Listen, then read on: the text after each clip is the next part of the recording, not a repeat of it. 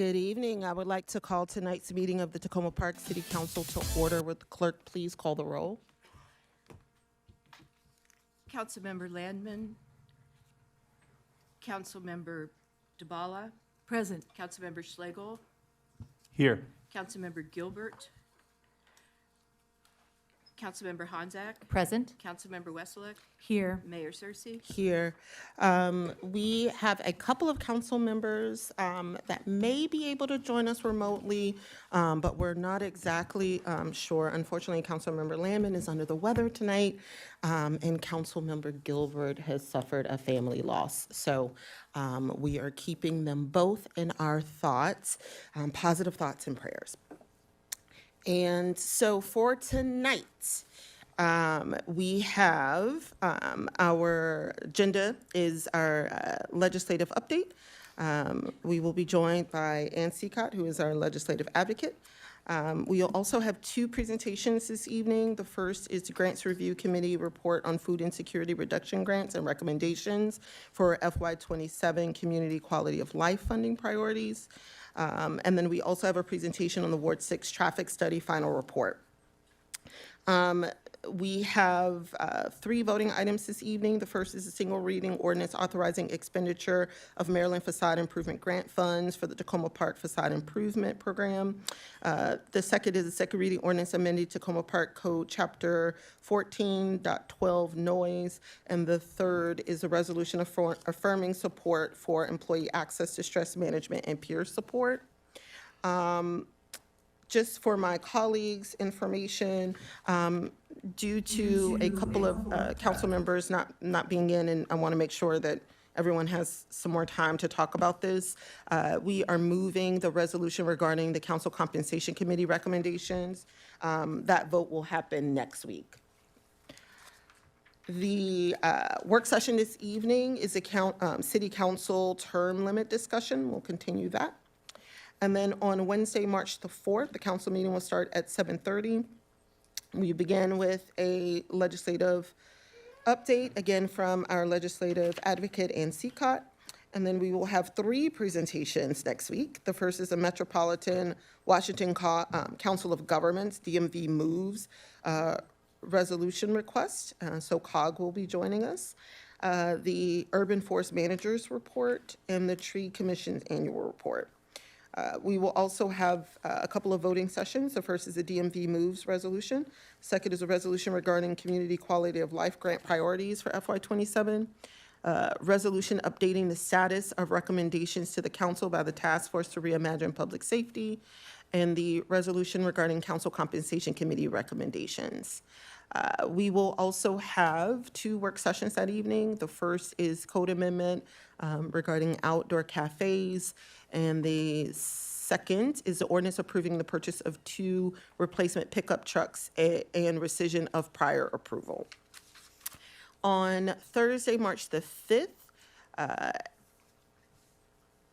the City Council will convene in a closed session regarding the audit Cooper v. City of Tacoma Park, and that will be at 6 p.m.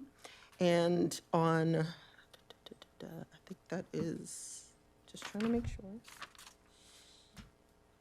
Yes. Yep, I think that's, well, nope, I think I need to keep reading.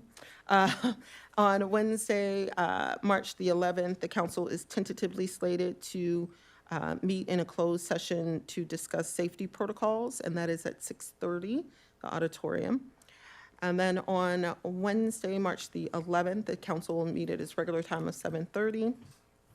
We'll begin with the legislative update from our legislative advocate. We will have 2 consent agenda items. The first is the ordinance rescinding prior approval of purchase of 2 pickup EV trucks, ordinance 2025-35, and then an ordinance approving the purchase of 2 replacement pickup trucks. And then we will have a voting session on outdoor cafes ordinance, followed by 2 work sessions. The first is traffic calming sidewalk CIP recommendations, and council term lengths. And I believe on Monday, March the 16th through Wednesday, March the 18th, The National League of Cities Congressional City Conference will take place in Washington, D.C. I know that a couple of my colleagues will be attending that. And on Monday, March the 16th, the City Council will have a public hearing at 6:30. And the public hearing is on proposed charter amendment regarding council term limits. And with that, sorry. Just want to make sure that apologize, I'm thumbing through paper to make sure I have a version of the document to read.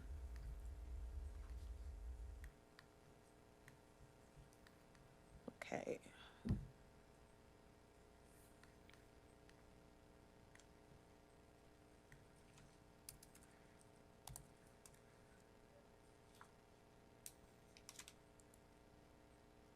Okay, I'm going to move on while I get my computer reconnected to the internet. Tonight, before we jump into official business, we have been joined by our scouts.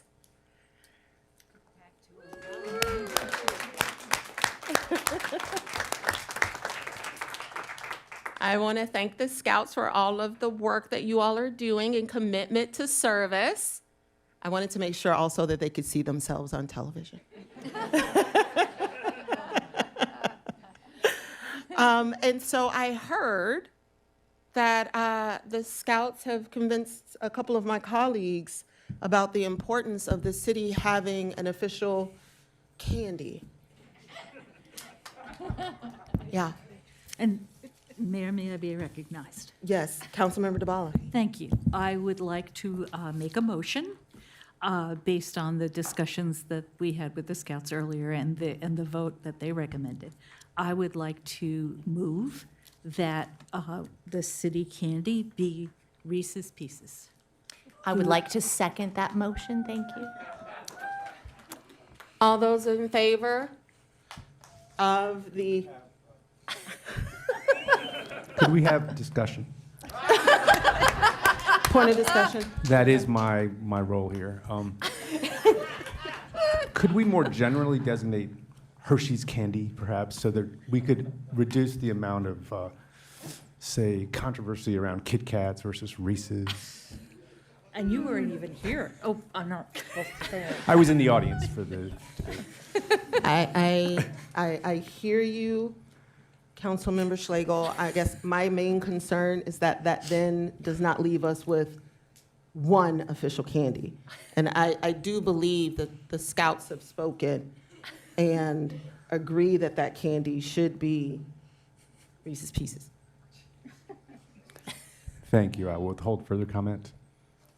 Any other points of discussion? Yes, I have. Councilmember Honzak. It is true that there were several other ideas, but the problem is that I haven't done my research, and I don't know if they are all Reese's. I mean, all different Hershey's brands, but there was, Starburst, Kit Kat, and peppermints, and I'm not sure if they're all made by that same company. So I want to defer to my constituents, since I'm a Ward 5 representative, and many of them live in my ward.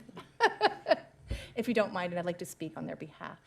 And I would like to go back to my second. And I move to vote. May I do so? Thank you very much. Just seeing that there are no more lights, I just want to confirm that there are no additional points of discussion on the matter. All right. With that, we're going to make this extra official. Would the clerk please call the roll? Councilmember Landman. Councilmember DeBala. Yes. Councilmember Schlegel. Absolutely. Councilmember Gilbert. Councilmember Honzak. Yes. Councilmember Wesselek. Aye. Mayor Searcy. Aye. Thank you very much to our scouts for encouraging us to move forward.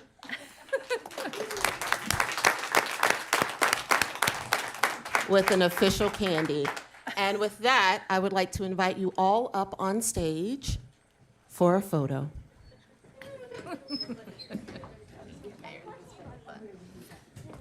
They look tickled.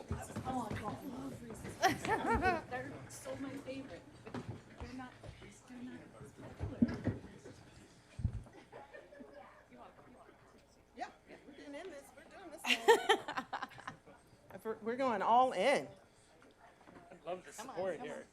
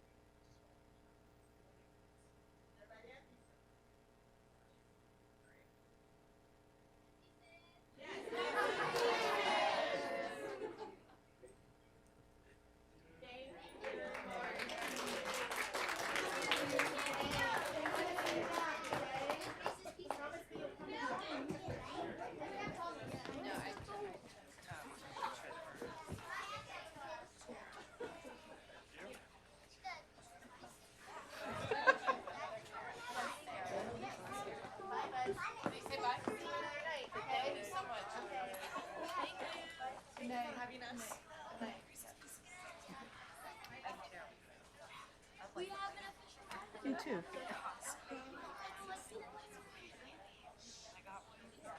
Of the readout?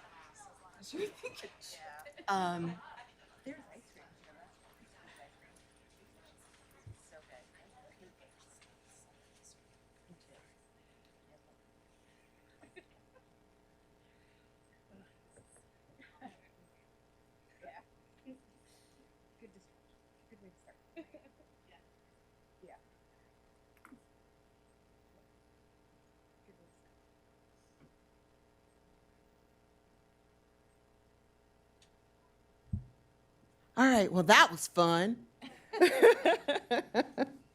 All right, so we're going to move into our agenda this evening, but I do need to read out the closed session summary from February the 20th. On February 20, 2026, the City Council convened in the Community Center Council Conference Room at 6:12 p.m. to vote to enter into closed session pursuant to Maryland Code 3-305 BII and/or Section 3-305 B7 to meet with the attorney/auditor conducting the audit related to Cooper v. City of Tacoma Park. The meeting was closed to protect the attorney-client privilege and to enable the council to discuss personnel matters related to one or more specific individuals.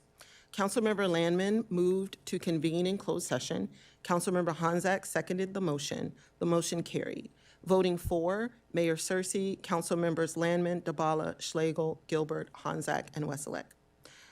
Present for the closed meeting were Mayor Searcy, Councilmembers Landman, DeBala, Schlegel, Gilbert, Honzak, and Wesselek, City Clerk Carpenter, Deputy City Manager Hupty, and Attorney/Auditor Bernadette Sargent of Stinson LLP on Zoom. The council sought and received advice from Ms. Sargent on the context of discussing the personnel matters raised in the auditor's report. Ms. Sargent left the meeting at 8 p.m. The council continued discussing personnel matters. The council determined that it was necessary to schedule another closed session for March 5th or 6th to discuss personnel matters and receive legal advice. No other actions were taken. The meeting adjourned at 9:30 p.m. The council did not reconvene in open session after the meeting. Okay, and with that, we are going to move into our legislative update. Is Anne available? Yes, I am here. Wonderful. Good evening. Looks like y'all are having some fun tonight. We're having a Sorry, I'm party. not there with you. We are almost at the halfway point of the legislative session, and things are moving quickly, and there are lots of bills and lots of hearings.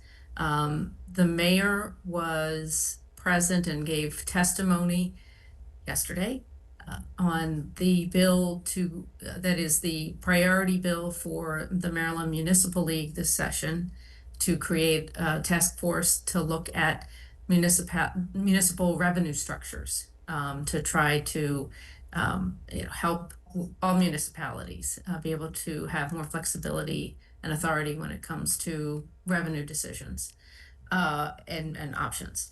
So that hearing, I think, went well. The sponsor of the bill is District 20's Delegate Janelle Wilkins, who is also chair of the committee in which the bill was heard. So we like the chances. So that went well. And then tomorrow, Mayor Searcy will be back at Annapolis to testify on another Delegate Janelle Wilkins bill, the good cause eviction legislation. The panels for tomorrow's hearing ought to be pretty impressive, I think. And there are quite a few pages of witnesses testifying in favor of the bill. There's still the opposition that comes from the usual organizations, and but we are also reminded that the House has passed this legislation before, and so it really is about trying to get the Senate and our Senator Will Smith to move the bill out of the Senate as well. So we're keeping on working that, trying to get that through this session. The city has also weighed in on a number of other bills this last week, including supporting legislation related to data privacy when it comes to immigration enforcement, extending the pilot for the community choice aggregation program, and testimony in the opposite chambers on things that we've weighed in on before related to face coverings for law enforcement, specifically related to immigration enforcement, as well as technology for elections. So continue to weigh in on a variety of topics that are important to the city and city residents.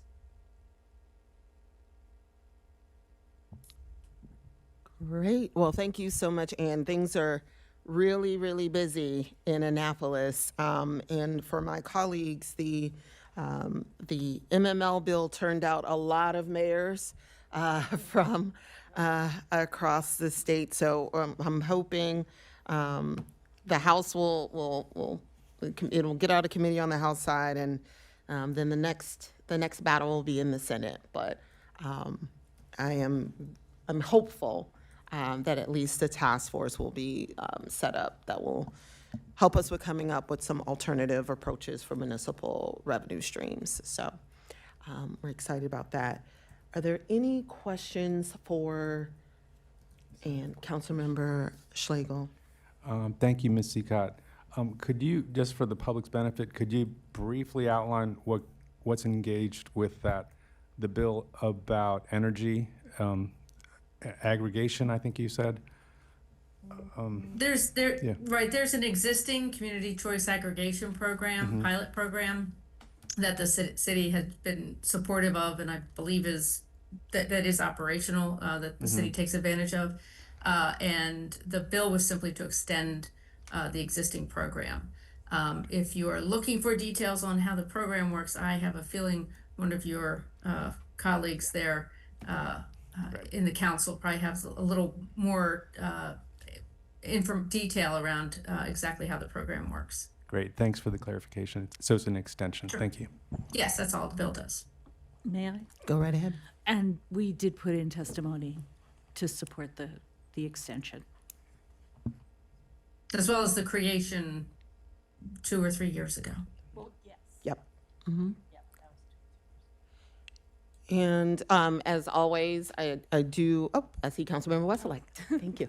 Thank you. And I just wanted to confirm, we also did submit written testimony in support of the Birth Certificate Modernization Act. So I just wanted to let folks know about that one. And if you have questions or want to learn more, I'd be happy to talk with folks. Great.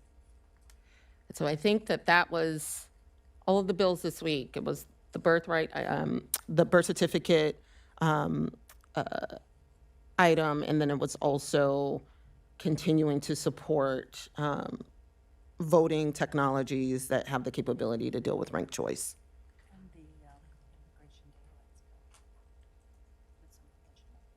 Immigration data rights? Data privacy? I don't think that came through. Did it come through? We did submit testimony. Yeah. Okay. Sorry, everybody. There are a lot of bills and there's a lot of testimony that we're writing. So, so sometimes we try to make sure we get them all straight. Well, thank you so much, Ann, and I will see you tomorrow in Annapolis. Thank you all. All right, have a good one. Okay, next up are public comments on voting items. And this evening, we have, let's see, voting items, is the single reading ordinance authorizing expenditure of Maryland Facade Improvement Grant funds for the Tacoma Park Facade Improvement Program. The second reading ordinance amending the Tacoma Park Code, Chapter 14.12 noise, and then the resolution affirming support for employee access to stress management and peer support services. Just as a reminder for everyone, when you come up, if you live in the city or you represent an organization, give your name and who you represent, and you will have 3 minutes and the clock will show. And with that, do we have any public comments on voting items? All right, silence. Do we have any virtual public comments on voting items? No. Okay, so now we're going to move to general public comments. And this is when you have the opportunity to tell us what you feel. I'm just going to ask for folks to line up if you can, if you're physically able to.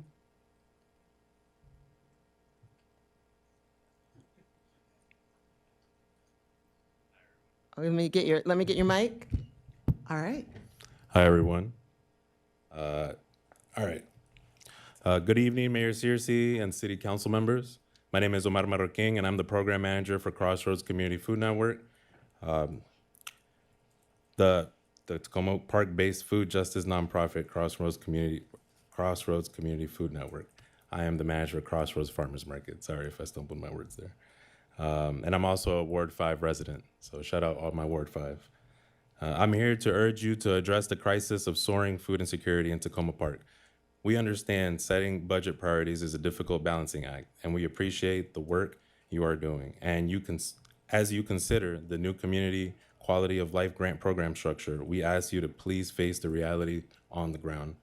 According to the latest Capital Area Food Bank Hunger Report, 41% of Tacoma Park is food insecure.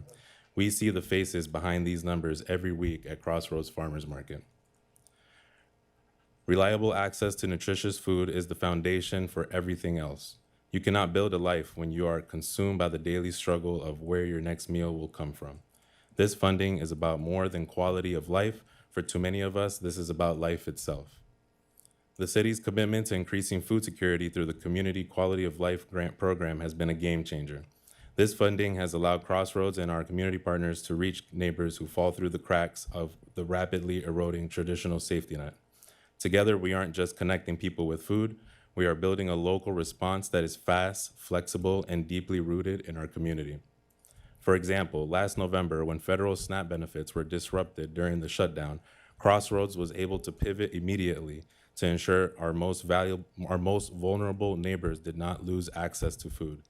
By weaving together funding from the city through this grant program, and as well as the state, the county, and our donors, we continue to provide fresh checks dollars to Tacoma Park residents with low or zero SNAP balances so they can purchase their fresh local produce at Crossroads Farmers Market. Today, the Grants Review Committee will lay out the vital work accomplished by Crossroads and other food insecurity reduction and community quality of life grantees. The committee will request that food insecurity and immigrant services be formally established as FY27 priorities, and that total funding be increased from $110,000 to $250,000. This increase is a crucial step to ensure our progress isn't lost to the widening funding gap. We cannot let the safety net that we and other community-based nonprofits have built disappear while the crisis is still soaring. We urge you to support this request and fund it higher than $250,000 if possible, so that we can work together to meet the scale of the need. Thank you for your commitment to a thriving Tacoma Park. Thank you very much. Next commenter, general public comments. Good evening, everyone. I'm Barbara Valentino. I'm CEO of Docs in Progress. We are in Silver Spring, And first and foremost, I thank all of you for funding us for many, many years. We are an arts organization, and the program I'm speaking to you is called Village Reels. It is our intergenerational filmmaking program. Arts. Arts are for the soul, and the soul is important. And this is part of, as an intergenerational filmmaking program, when I see the young people come to us, who have never picked up a camera, who don't have the opportunities, it's like an arrow has gone into their soul. The spark is incredible. And we don't know, in terms of impact, who the next Steven Spielberg, Spike Lee, Ava DuVernay will come from. We hope they'll come from Tacoma Park or Montgomery County. But the arts are important. They are who we are. They tell a story, and the most important story that is unintended consequences. One of the profiles was from Helena Fabry. In June 30th, 2025, we did the premiere of her film. She was a resident of Tacoma Park. 2 weeks after that premiere, Helena unfortunately died at 98. She was an extraordinary woman who was a journalist, fought the communists in Czechoslovakia, spent 2 years in a refugee camp before she came here. Why we do Village Reels is to find the stories that are hiding in plain sight. And she is part of the Tacoma Park community. I look at that and I think, imagine if the students did not get her story. And so we are here to hope that you will fund us again, fund the arts again, because the arts are important to all of us. So thank you, and thank you again for your support. Thank you very much. Next commenter.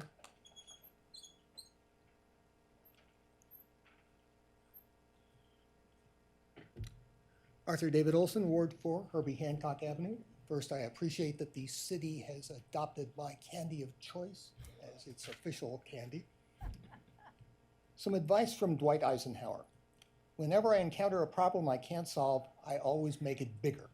I can never solve it by trying to make it smaller, but if I make it big enough, I can begin to see the outlines of a solution. I'm worried that in the matter of term lengths, the council has a problem that is too small. Back in 2017, the city had one-time 3-year terms to synchronize city elections with those of the county. The hope was that folks could vote in the 2 elections on the same day, in the same place, at county precincts. When COVID hit in early 2020, that plan was dropped in favor of mail-in voting. Mail-in voting has been used ever since. So the city never enjoyed the motivating benefit of synchronized elections. But it has continued to pay the cost. Synchronized elections mean that the city competes with the county for election workers, thus the small number of folks you see on videos doing ballot handling. My sense is that it's worthwhile to review synchronization. Meanwhile, council members have had a lot to say about 4 new members in 2024 getting to deal with budget decisions almost immediately after being seated, without adequate time to learn about budget matters. Avoiding that problem means either changing the budget year or changing election timing. From my personal experience with 2 groups, changing the budget year is very hard unless you have a windfall. With no windfall in sight, it would be hard for the city. So a change in election season may be best. As an example, the nominating caucus could be held in May, late May, after budget work is done, with campaigning in the summer and an election in mid-September, providing an education window before budget season begins. I hope the council will make the election problem bigger, considering not only term lengths, but also election years and the election season. Doing so allows a single set of notifications and hearings about charter changes rather than having multiple sets. I don't believe there's time to deal adequately with the bigger problem before candidates begin registering in July. So I hope the council will defer work on the big election problem until 2027. Thank you. Thank you very much. You have other commenters?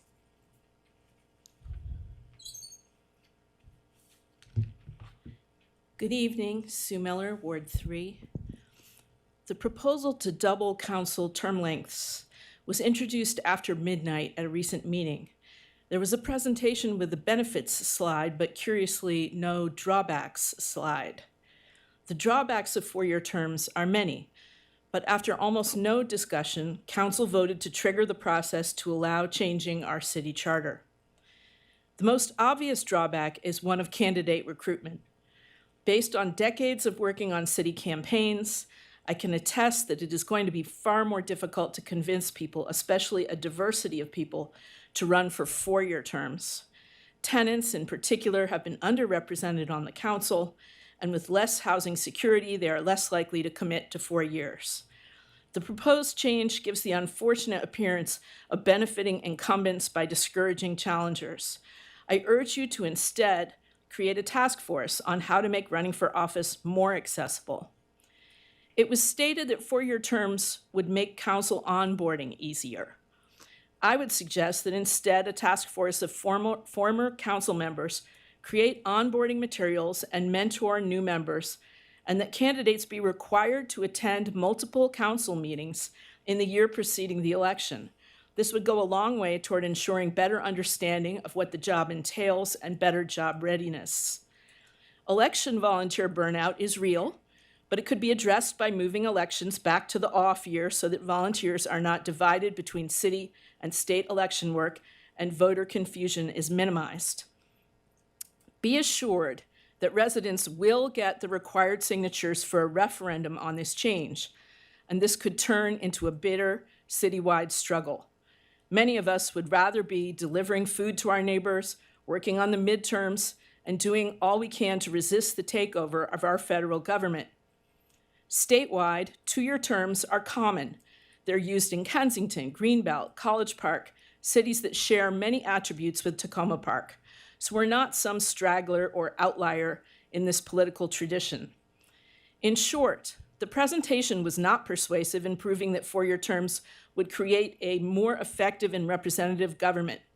2-year terms have served this city for almost 200 years, with very rare exceptions. Finally, it would take time and a lot of hard work to publicize this momentous change in a landscape almost devoid of local press at a moment when residents are struggling with existential concerns. Trying to make this change now, ahead of the summer registration for campaigns, is frankly chaotic and will only serve as an extra barrier to anyone thinking of running. Thank you. Thank you very much. Do you have any other general public comments?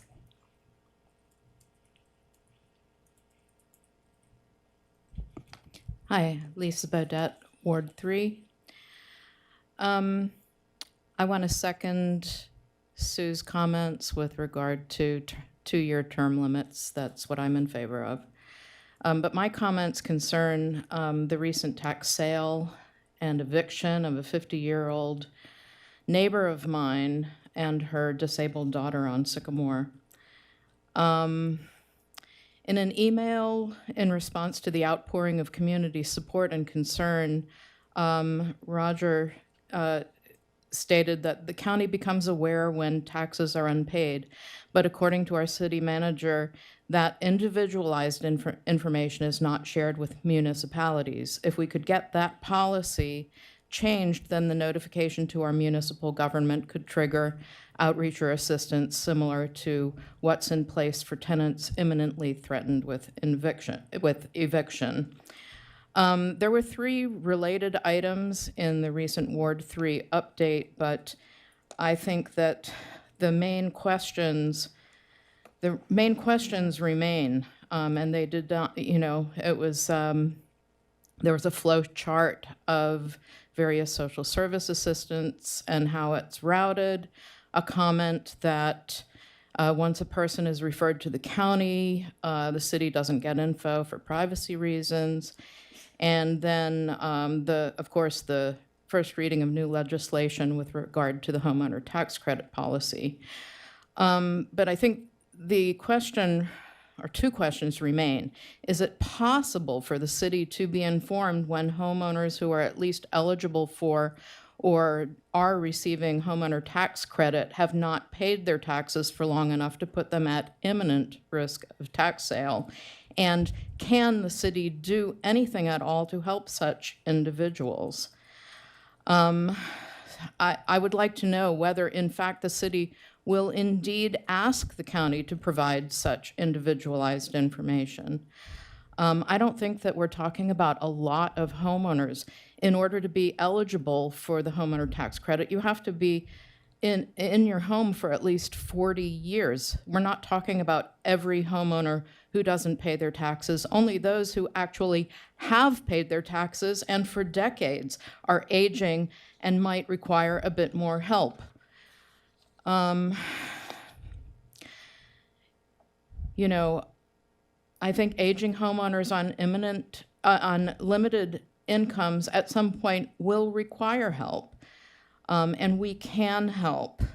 We can help them if they need to move in a controlled rather than a precipitous manner. We can help contact far-flung family members to let them know that their loved ones are perhaps showing signs of dementia. We can let neighbors know that there are trustworthy neighbors and people around to help them regain a sense of order in life after they lose a spouse. Your time is up. Thank you. Thank you so much. Okay. Do we have any other public comments?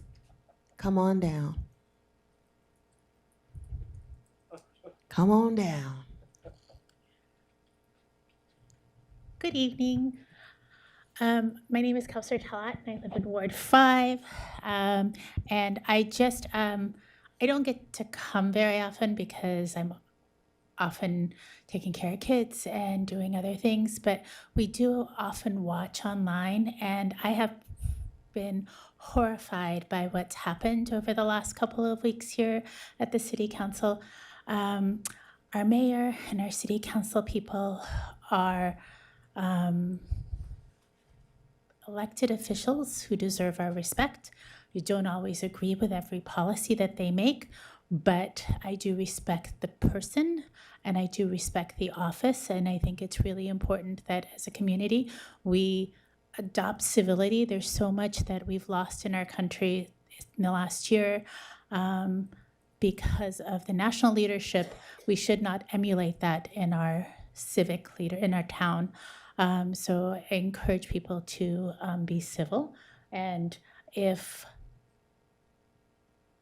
withholding comments after people make comments, withholding clapping, withholding bullying comments after people make comments is what it takes to be civil, then I'm fully supportive of that. The other thing is, I think that being a city council person and a mayor is a truly thankless task in many ways, and they are grossly undercompensated, and so I'm all for compensating them more. I know this is tough budget times.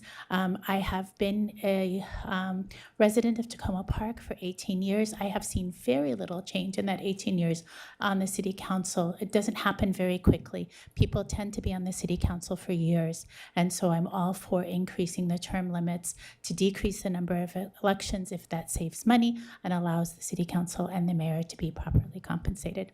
And then finally, the young person from Crossroads who said that 41% of Tacoma Park is food insecure, I found that percentage shocking, though I shouldn't have. And I'm all for increasing funding for food insecurity in Tacoma Park. Thank you very much. Thank you very much. Do you have any other public comments?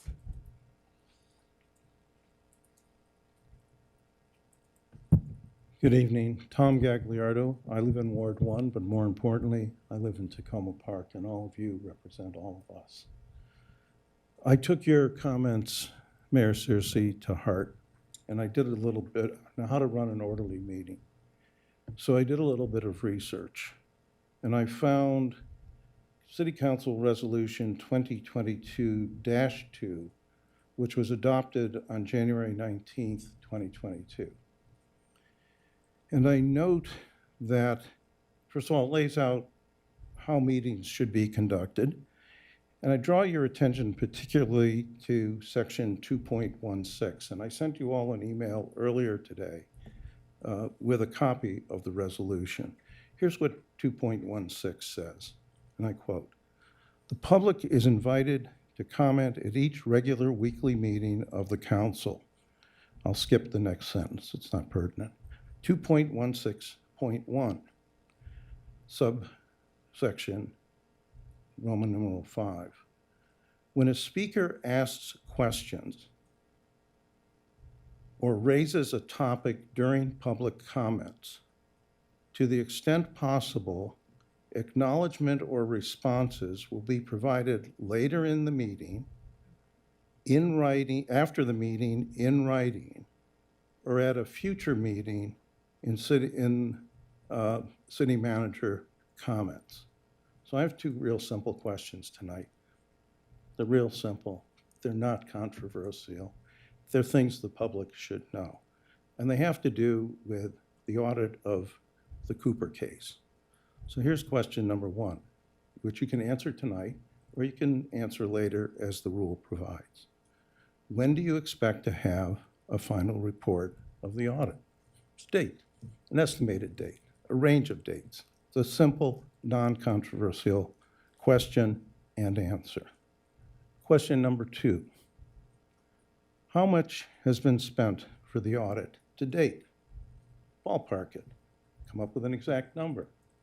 Say something about what it's cost. Let me also note that section 7.1 of the same resolution provides, unless otherwise set forth herein, all meetings of the council shall be conducted in accordance with the latest published edition of Robert's Rules of Order, newly revised, except where they are inconsistent or conflict with these procedures or the city charter or code. Now, Robert's Rules, I bought a copy. Robert's Rules, newly revised, is 715 pages long. So what I attached to my email that I've sent to all of you is a 2-page summary from Cornell University. Take a look. It'll make your life easier. It'll make us feel more welcome here. Thank you. Thank you. Do we have any other general public comments?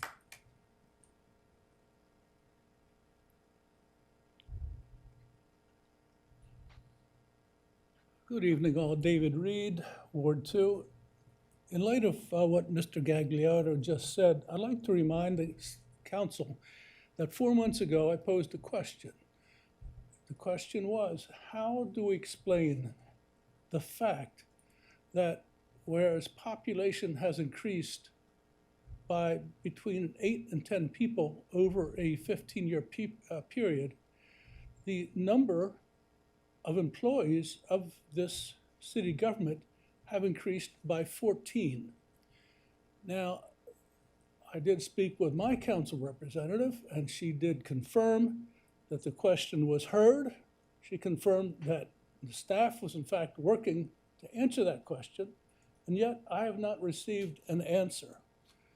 And I, again, put in the record, I would request a clear explanation of this process, why it has happened, and if this really is in the best interests of our city. Thank you very much. Thank you. Do you have any other general public comments?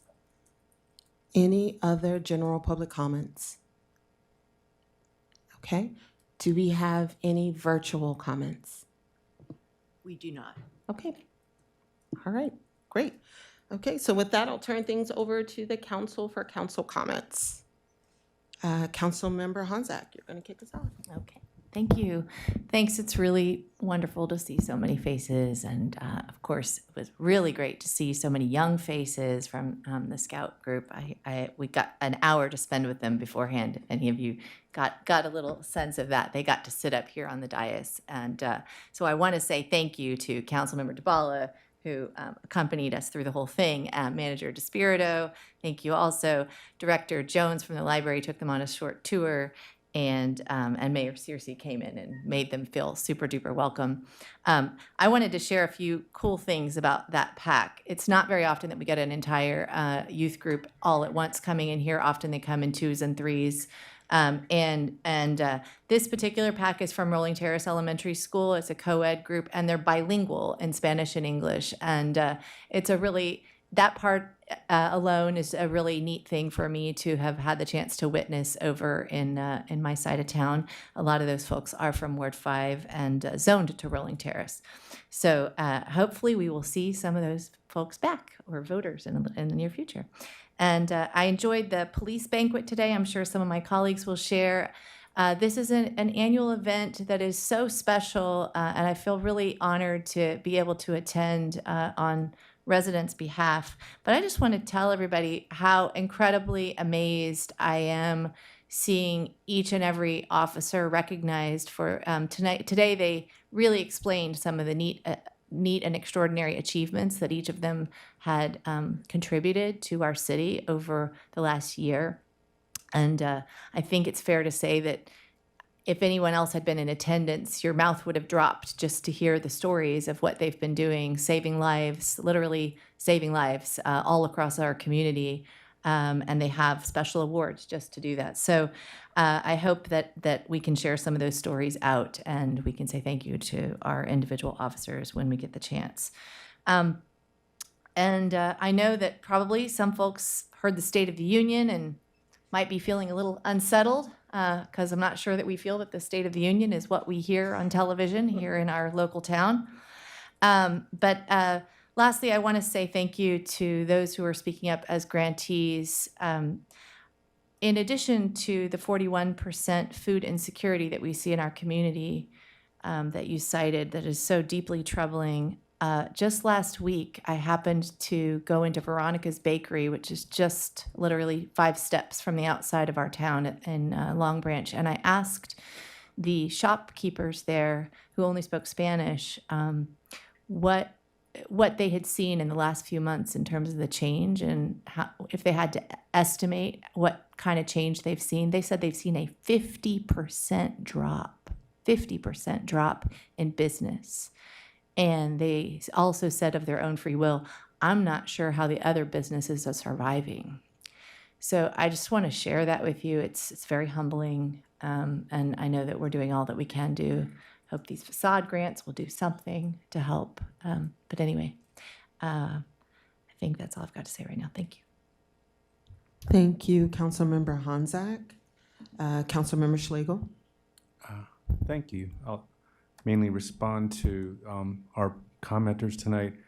I haven't mentioned it for a while, though. I just wanted to mention, if you live in Ward 3, I do email out an update, usually at least 3 times a month.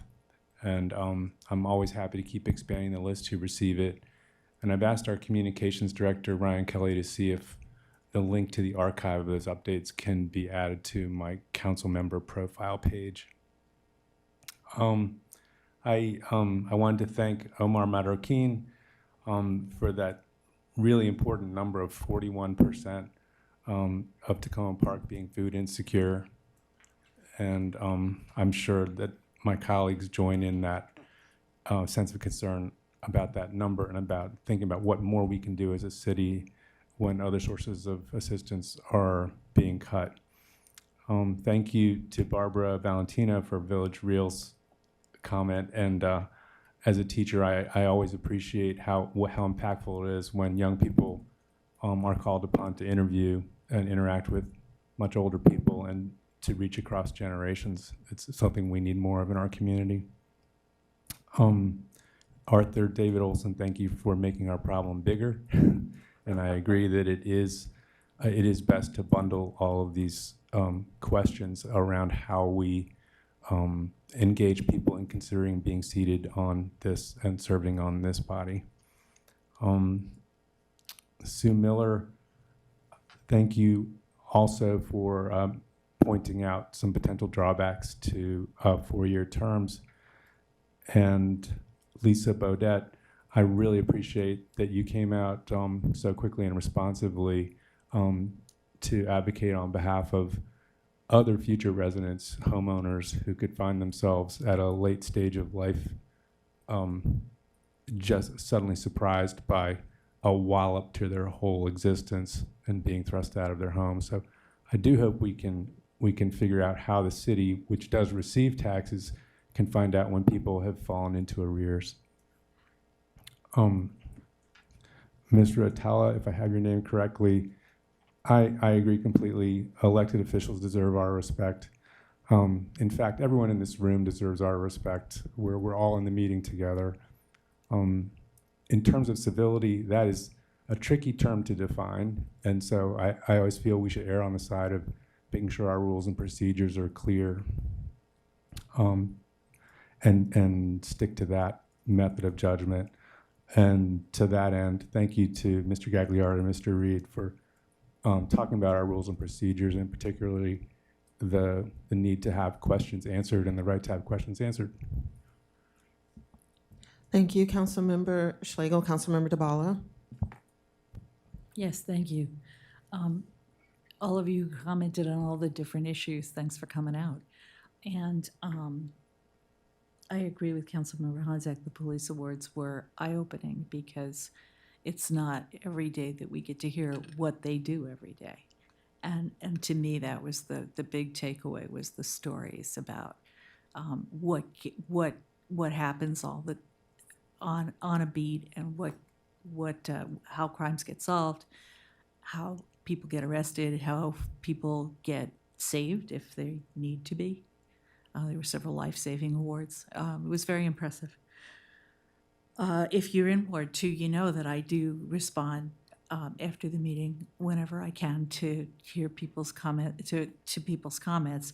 And to that end, I would like to follow up with the city manager about the conversation we had, how to answer that question and get the information to residents. Thank you.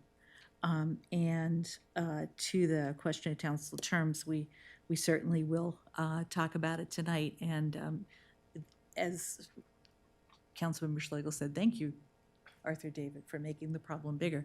It is hard to pull one piece of the skein, for sure. And I'm sure we'll be talking about that. I think it's important to talk about, I was not attempting to try to prove anything the other night, but to lay out the issues as I saw them so that we could discuss it as a group. And that's it for me. Thank you. Thank you, Councilmember DeBala. Councilmember Westlake. Thank you. Thanks to all for being here tonight. I'm really excited to hear from the organizations we've been supporting. It's been one of the most interesting and rewarding things so far for being on council, to be able to support organizations on the ground doing amazing work. I'm also super duper excited to see the presentation from Tool Design with the traffic study results in New Hampshire Gardens. This is something folks there have really wanted, a much more in-depth look at how to make the streets in that neighborhood feel safer, be safer, and feel safer. So I've enjoyed the process. I know they've held several public meetings where a lot of residents have come out and talked with them. So I'm eager to look at the final recommendations in their report, and hopefully we can support and make as many of them happen as possible. And excuse me. And lastly, I'll follow up directly with Mr. Gagliardo. I'll note that I did see your email about the Roberts Rules, and I did scan, but I just looked at the 2-pager you shared from Cornell. I believe that referred specifically to the behavior of the folks here on the dais, about how to have a motion, how to make a point of order, that sort of thing, which is very useful. So thank you. But I'll tell you that I also have gotten books, and I have not made my way through all of this yet. But I did want to read just one thing that I read, section 61:8. All persons present at a meeting have an obligation to obey the legitimate orders of the presiding officer. Thank you. Thank you, Councilmember Westlake. I want to thank everybody for coming out tonight. There's a lot of stuff going on. First, I want to recognize and appreciate those that are celebrating Ramadan. So happy Ramadan. Also for those that are celebrating Lunar New Year. So just want to make sure that everyone recognizes these important holidays for members of our community. Last week, on the 19th, we had a meeting with our county executive to discuss, and this was a meeting with the Montgomery County Municipal League, and we met with our county exec to talk about tax duplication.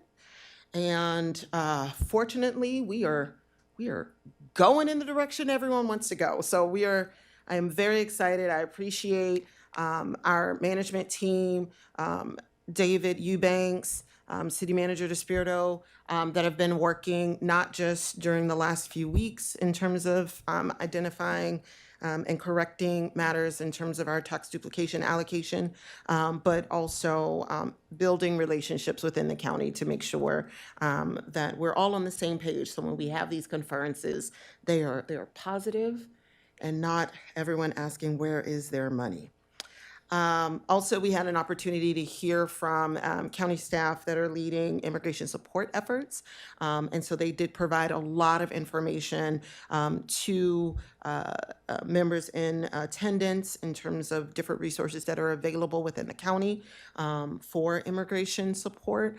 And so we in the city are taking all of that information to make sure that we're able to figure out ways to disseminate it effectively, to make sure that everyone is aware of where the different resources are in the event that you encounter someone that is undocumented or in need of support due to increased enforcement with ICE.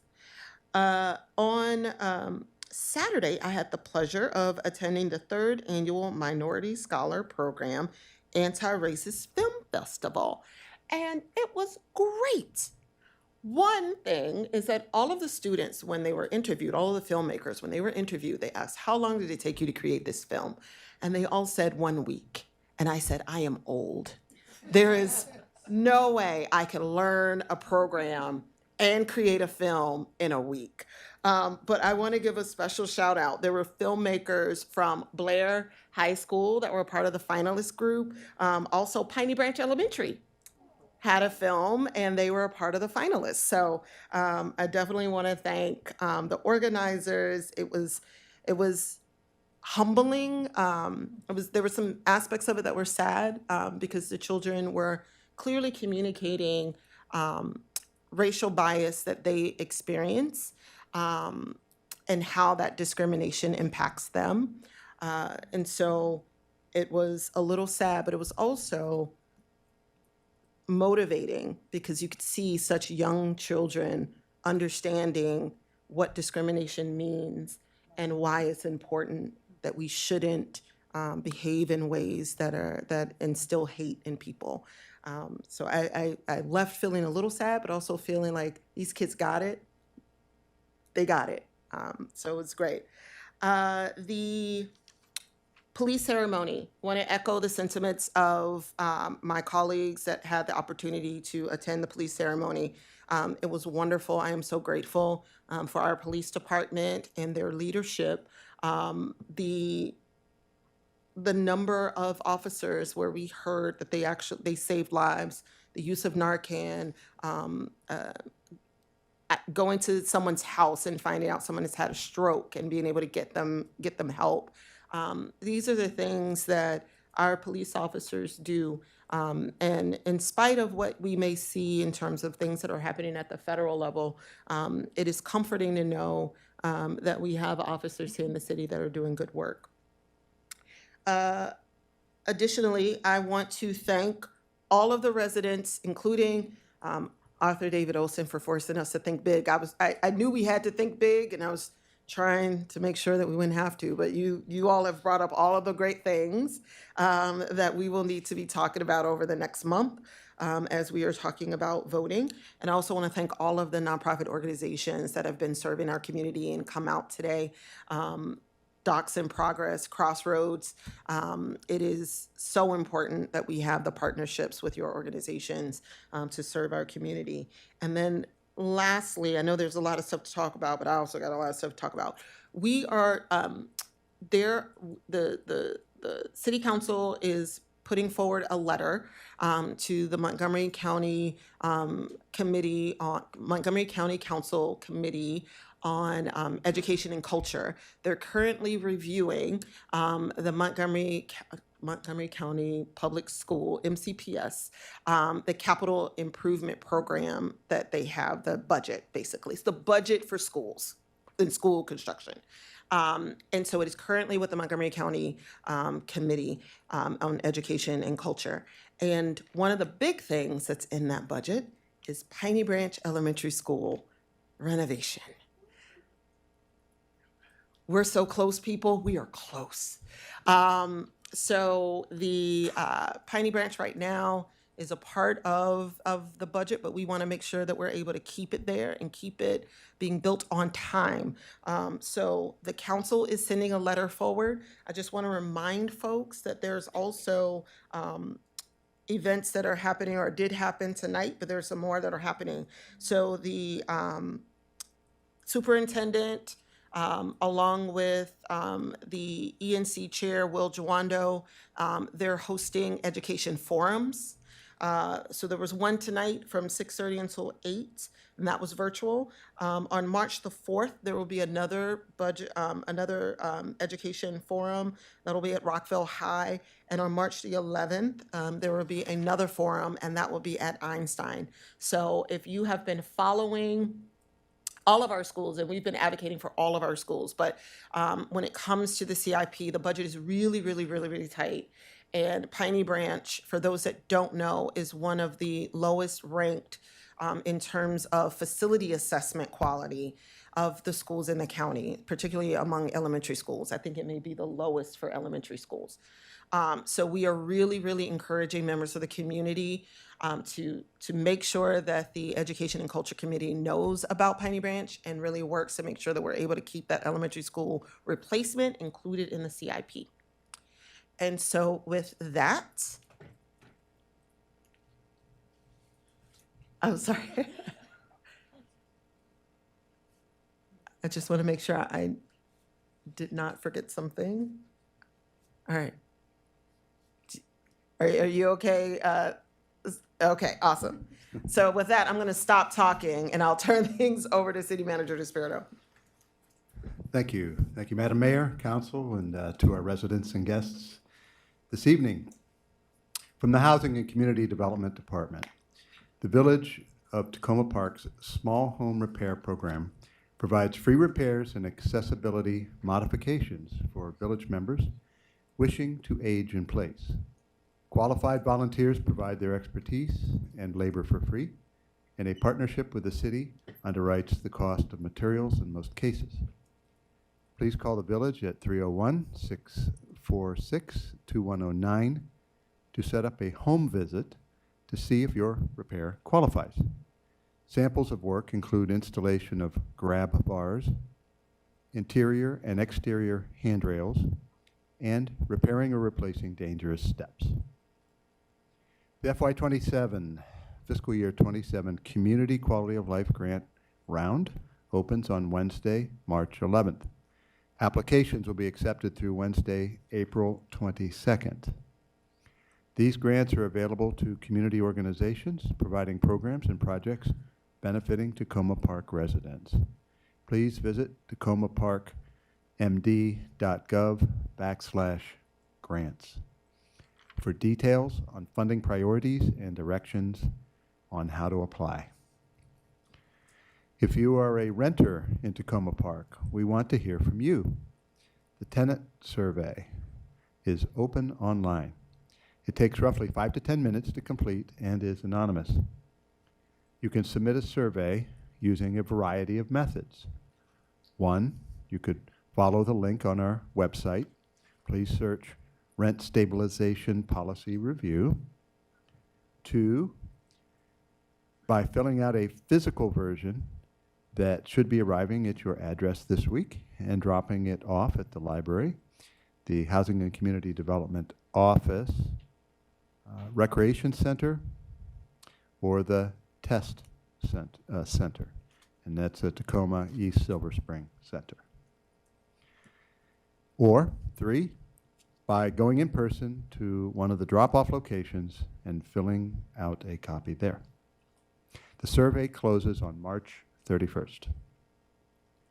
From the police department, as alluded to earlier, I'd like to lend my voice also in appreciation for the luncheon organized by and ceremony organized by the police department on behalf of recognizing its employees who deserve recognition.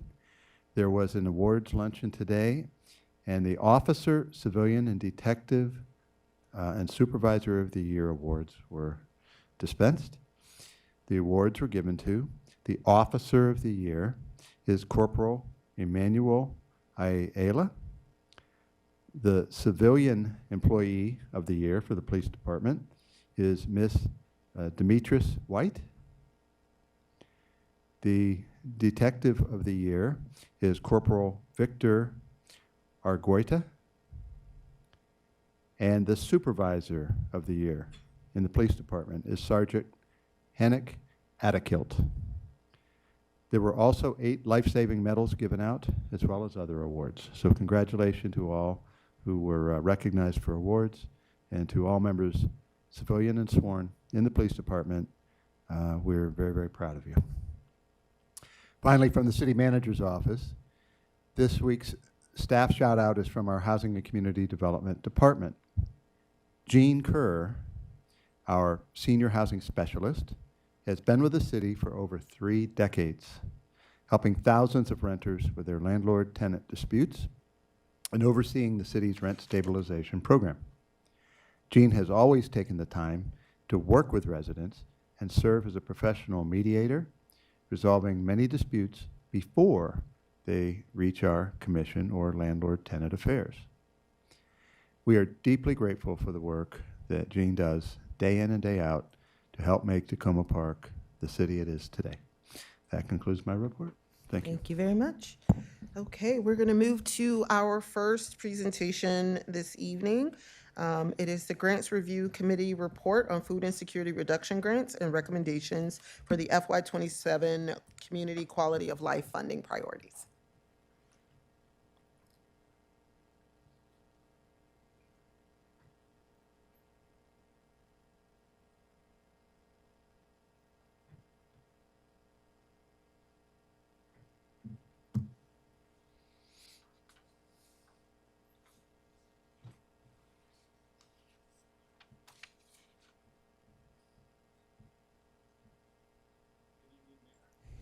Good evening, Mayor, Council. My name is Ryan Lander, resident of Ward 3, and very fortunately a member of our Grants Review Committee. And it's really on the Grants Review Committee's behalf and the grantees that we've been supporting over the last year that I'm very honored to be here to share kind of a quick overview of some of the impacts that they've had over the last year. This presentation, the report, is intended to really be a quick snapshot of this of the work, of the progress, of the impact that they've had, but their full breadth of their activities, full breadth of their impact is contained in the report that I believe the committee and the city provided to you earlier. And then secondly, we wanted to take the opportunity to also share our recommendations for the shape of the FY27 Community Quality of Life Grant Program. In fiscal year 2025, the city provided 9 community organizations with a total of $237,000 in grants to support food insecurity. Funding that came largely from ARPA, or federal COVID relief funding. It supported activities through December of this past year. The 9 organizations represent a diverse network of partners, those offering a broad range of critical community support to our community members, those operating food pantries, urban agriculture, and those operating mobile meal delivery. 6 of the 9 grantees applied for and were further awarded with bridge grants through the FY26 Community Quality of Life Program, essentially extending their program through June of this fiscal year. But for the purposes of this report, this presentation is focused on the original grant period. A primary objective of the program was to directly address food insecurity within our community. Over 12 months across the city, grantees, community organizations conducted 115 food distribution events to multifamily buildings, churches, storefronts, schools, serving an average of 60 to 200 of our families.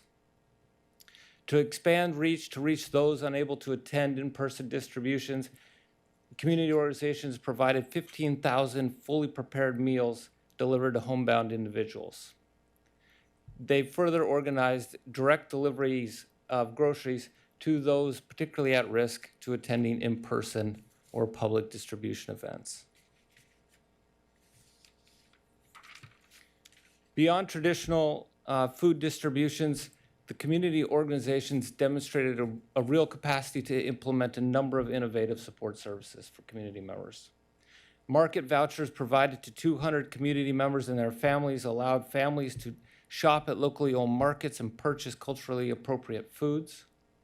A food forest, a site established within the community, served as a hub for volunteerism, education, and essentially for social cohesion or community connection.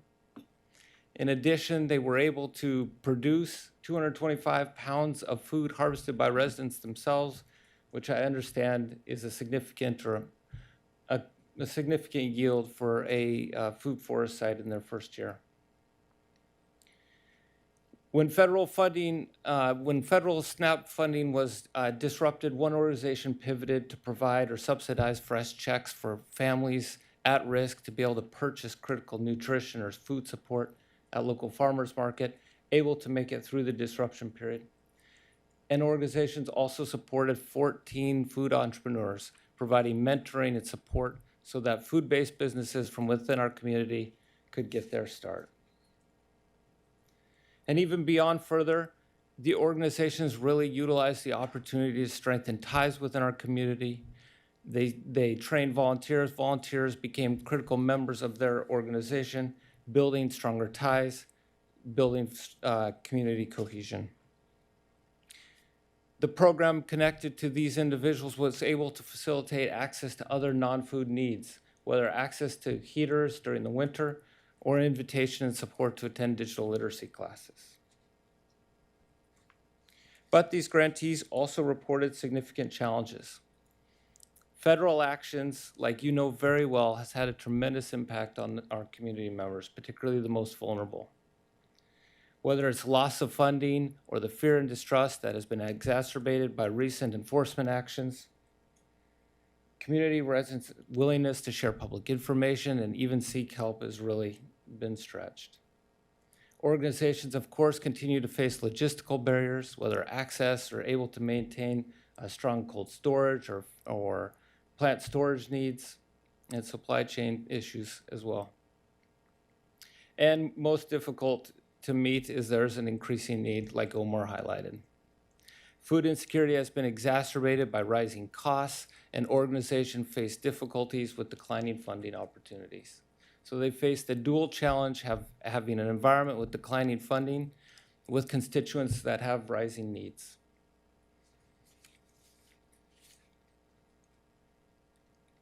Kind of further reinforcing this point, this graph attempts to show the impact of the loss of the federal funding. The top bar shows the funding available to grantees over the period from July to December of 2025, which included the ARPA federal funding. And then the bottom bar, the funding available through the community quality of life grants over the current 6 months.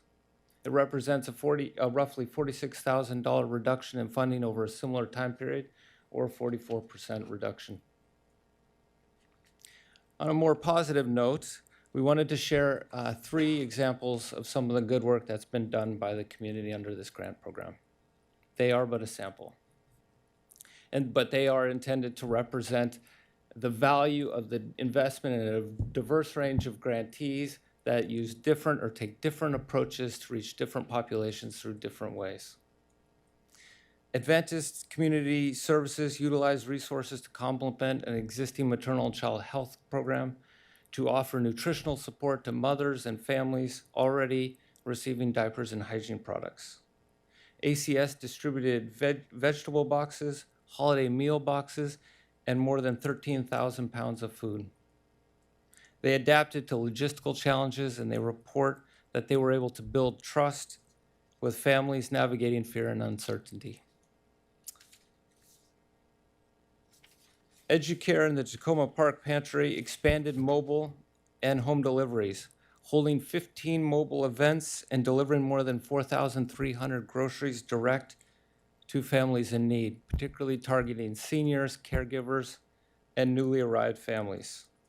Recipients report food options provided both comfort and dignity, something that those in public comment last week spoke very poignantly to. The community food forest, as I mentioned previously, turned the food forest into a vibrant hub for education, volunteerism, and social connection. They had more than 400 volunteers participating in activities and addressed community needs through mutual aid events, education on food sustainability, and free meals. The 6 other grantees tell very similar stories. They also provided very powerful feedback, as you have also received. Residents described these programs as home, or places where they felt safe, connected, and cared for. Volunteers expressed pride in the diversity of people working together. And organizations noted how activities, no matter how small, contributed to building trust, even amongst residents who are scared to leave their apartments due to federal enforcement actions. So as we prepare for the next cycle, given the increased need and the clear impact of federal immigration enforcement on food insecurity in our community, the committee respectfully recommends incorporating immigrant support services as a funding priority for FY27. Funding under this priority area would be expected to provide essential support to families directly affected by federal actions. Council has already allocated $50,000 from reserves in November to address these needs, and adding this priority to the Community Quality of Life program allows for the same competitive consideration given to these applications as we give to the others. The FY27 Community Quality of Life Grant Round is proposed to begin in March 11th, allowing applicants 6 weeks to apply with applications due on the 22nd of April. The committee would go through its normal competitive review process and hope to make recommendations to you by early June for grants to begin, activities to begin by the 1st of July. In addition to the inclusion of immigrant support services, we continue to advocate for the inclusion of the same 3 priorities that were approved by the council last year, including food insecurity reduction, workforce development, and investing in our youth through enrichment in arts and sciences. And given all of the above, we humbly or respectfully recommend a funding level of $250,000 for the FY27 program. Thank you very much. Thank you very much for your commitment to the city. I think Patty from the city will be happy to join me for any questions. Well, thank you so much. I am always in awe at the wonderful work that this committee does for our city, because I would not want to be in your shoes having to pick between all of these fabulous proposals with the limited amount of resources that are available. I do have one question, and I could be totally misremembering. There was some challenge in terms of the food grants or the food options being a part of some of the other stems, like in the other components. Like basically the grant program includes so many different buckets that food could sometimes always win out because it is so important. Do you all think that we would need to have some separation for the immigrant services? Or is the thought that you would be able to, if we were to add immigrant services to the Community Quality of Life grant, there would still be that ability to kind of decipher, or if you see proposals that are kind of combining those issues? Would that give you more flexibility? I'm just trying to see whether or not we're adding additional concepts for already a pretty small pot. Even if we were to add more money, does it make it any easier or harder for you all to delineate around the proposals themselves? Right. At the risk of speaking for the committee in its entirety, I think the inclusion really brings a lot of benefits. A lot of the needs that the immigrant support services require are those also that are served by the other funding priorities. And hopefully, in consideration of that priority, they will also consider opportunities to partner with or leverage the other opportunities as well. Great, thank you. I figured that would be the case, and it might actually make things a little easier, but that's helpful to hear. Just want to check to see if my colleagues had any other questions. Councilmember Schlegel? Thank you, Mr. Lander. So to be clear, thank you, Mayor Searcy, for asking that question. Just to be clear, when people apply for grants, can they characterize their proposed program as a hybrid of those priorities, or do they have to pick one? Yeah. In the past, they've been selecting one. Okay, thank you. And you've alluded to how this program is about more than just materially what it's accomplishing, but that it's been transformative of our community. And so I just wanted to invite you, like, if you have friends who aren't involved in this kind of work that you're doing on the committee, what do you say to them in terms of how you've seen these grants affecting Tacoma Park? That's a big question. I mean, I think civil society, there has never been more evidence of the essential role that civil society plays in our community. And I think these community organizations do an incredible amount with a very little amount of actual resources. I work for a very large international NGO, and for us to even consider something like this would be very difficult. And it is really humbling to see people like Omar stand up to speak to the impact that they're having, and to see the beneficiaries, or what we call program participants, coming before you last week to share how it really changes their lives, I think speaks to the essential nature of this, not just for those individuals, but for the vibrancy and the health of this community. Thank you. Thank you very much. Councilmember Westlake? Thank you. Thank you so much for all of that. I don't even really have a question, but I just want to, 1, 2, 3, 4, 5. Slide 5 that says additional program activities. This is one that just really stood out to me about what is so fantastic about what we're trying to do here in Tacoma Park, just talking about the entrepreneurial mentorship and the culturally appropriate foods, like these very specific, more unique type of programs that really speak to the values that we have here in the city. I'm just really excited about it. So thank you. Thank you. I share your excitement. Wonderful. Councilmember DeBala? Yeah, I don't have a lot of questions. I just want to say thank you. This is awesome, and I personally support an expansion of the program. Thank you. Thank you. And I do as well, but we got to look at this budget. But we will make it enough. We will figure out a way to make sure that we're able to continue to support this program. So thank you all so much for coming out, and definitely look forward to seeing some additional and some more grantees in our city as a result of us adding some additional resources to this important program. Wonderful. Thank you, Mayor. Thank you, Council. Thank you very much. All right, so the next item is the Ward 6 Traffic Study Final Report.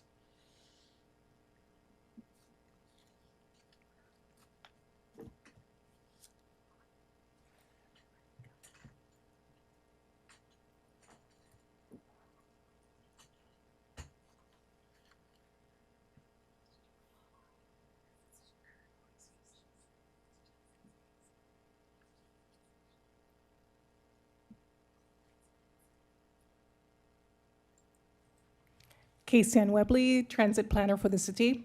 Tonight, we will be talking to you about the results and recommendations coming out of the Ward 6 traffic study. We really did a lot of good work here and engaged with the community to bring this report about. And just want to put this in context with the work that we're doing in the planning department. So this falls under our projects as well. You know, we're having our ongoing work, but this falls under one of our special projects. And tonight we have with us from Tool Design, Adira Cole and Hector Chang, who will be doing the bulk of the presentation. And so I invite Hector to come up and join me.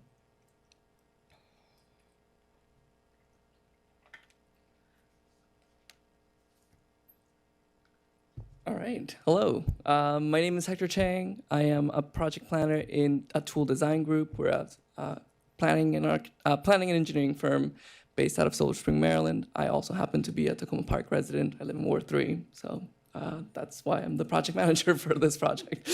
With me here today, as we mentioned, Odera Cole is here. She was our traffic engineering lead for the study, and I just wanted to recognize all the other members of our team, particularly William Hames, who was our principal in charge, making sure that all of our findings are sound.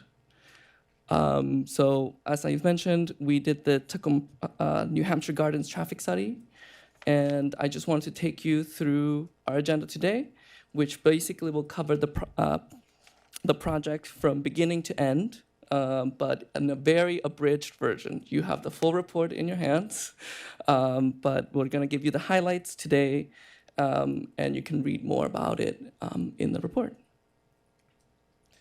First, just a quick look about the project, the timeline of the project. We kicked off back in July, and what I want you to take away from this is that there were sort of two rounds of community engagement. One before we did a bulk of our data analysis to really understand what the community was trying to find, trying to solve for in this traffic study. Second, we came back to the community after the data analysis to sort of reveal our findings from what we did from the data analysis portion, and essentially share with them possible recommendations that could be implemented to address the needs that were brought up at the first community meeting. So we will walk through that in just a second. The first community meeting, just a quick summary of the results. We did both an open house and a survey, and what we took primarily from the survey is that the majority of the community, 3/4, when asked what the priority concern was, their priority was reducing cut-through traffic over just slowing down the traffic. So we wanted to take that into heart.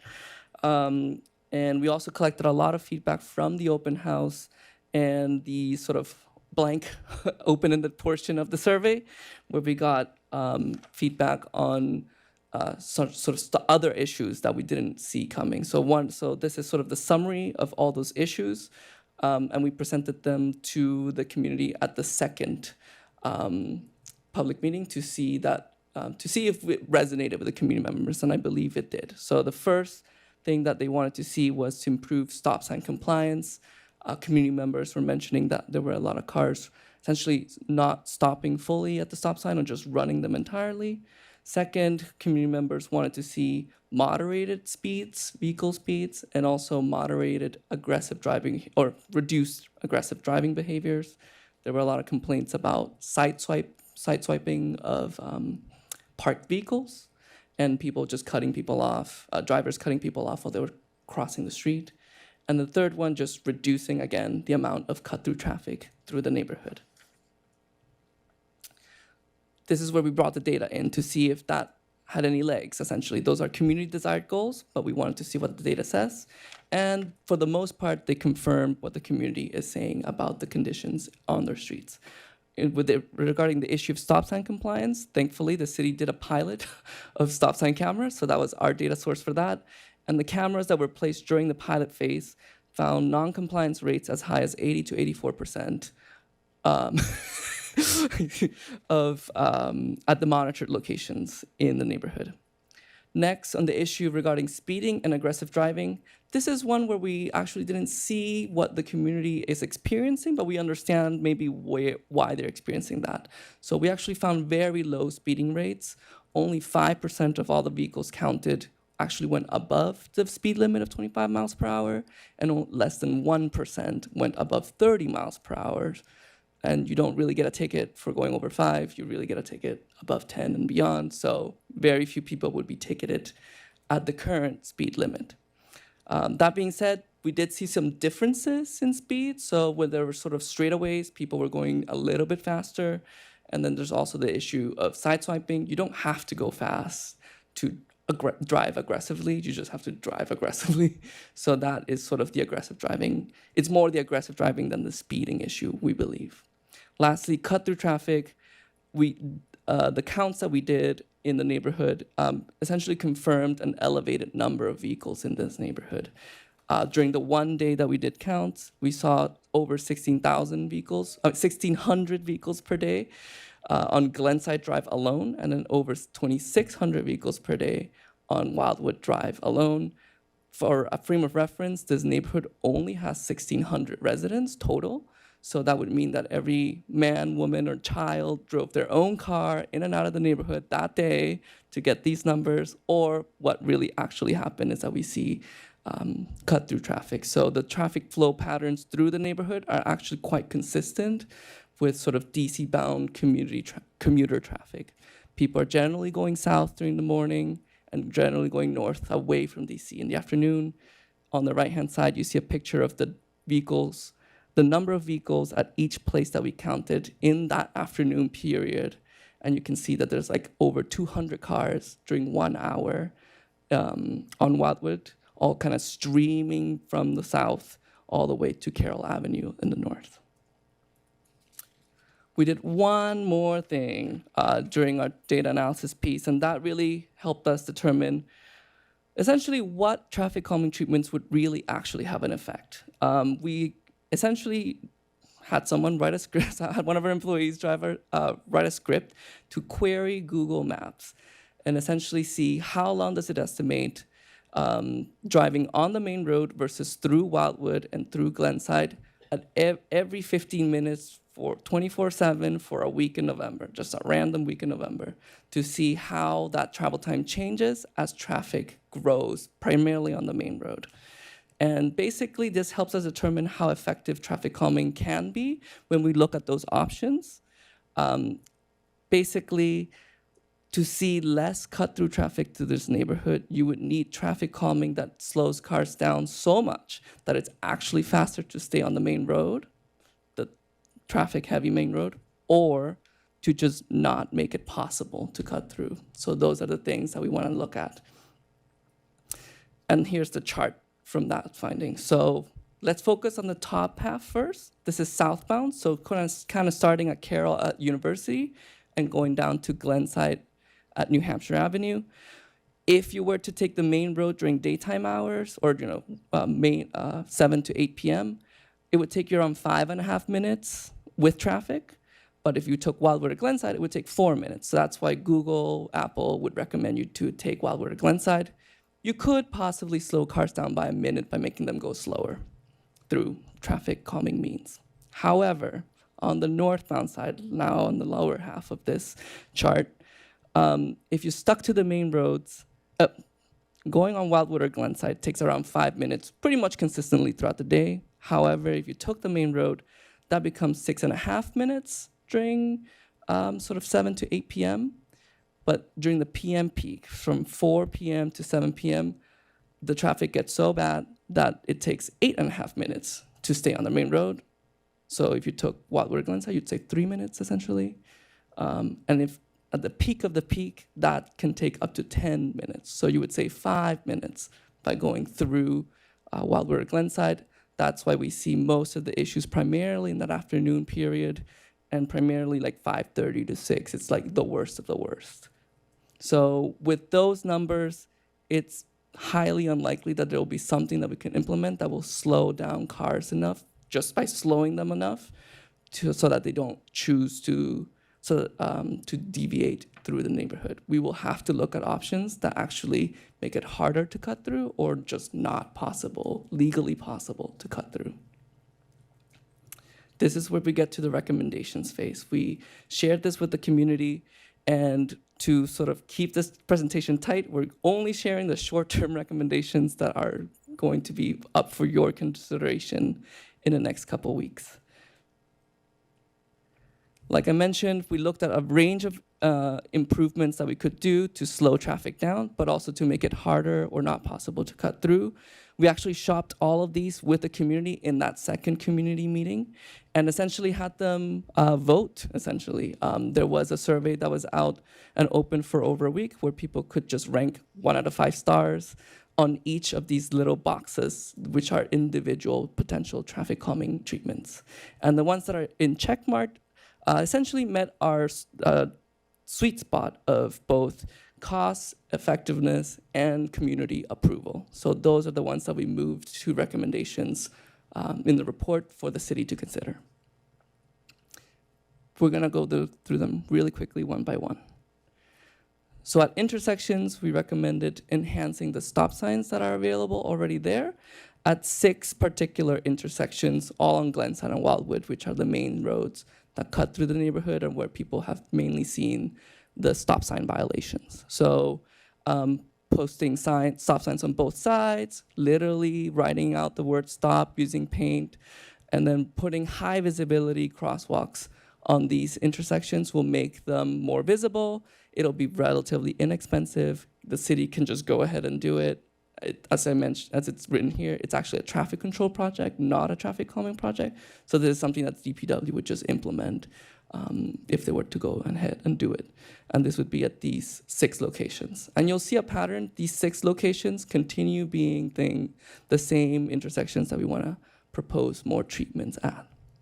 The next one is quick build curb extensions. So this is using paint, flexible posts, and maybe even curb stops to sort of narrow the approach at the intersection so that cars instinctively slow down as they get towards that stop sign or as they get towards the intersection.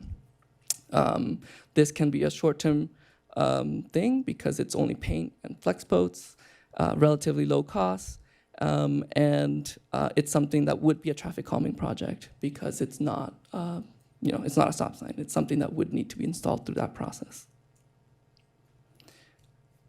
At the same time, at some of these, you should also consider putting raised crossings. We have some of these in our city. These are essentially effectively speed humps at the intersections with crosswalk markings on them to make people more visible as they're crossing, and also forcing cars to slow down at the stop sign, which also improves stop sign compliance. This is another potential traffic calming project that the city should consider. Lastly, there were also some comments about people making erroneous left turns at these neighborhood traffic circles, which could be dangerous. There's 2 ways to go about them. You could put better signage and really building a better sort of what we call channelization of these traffic circles.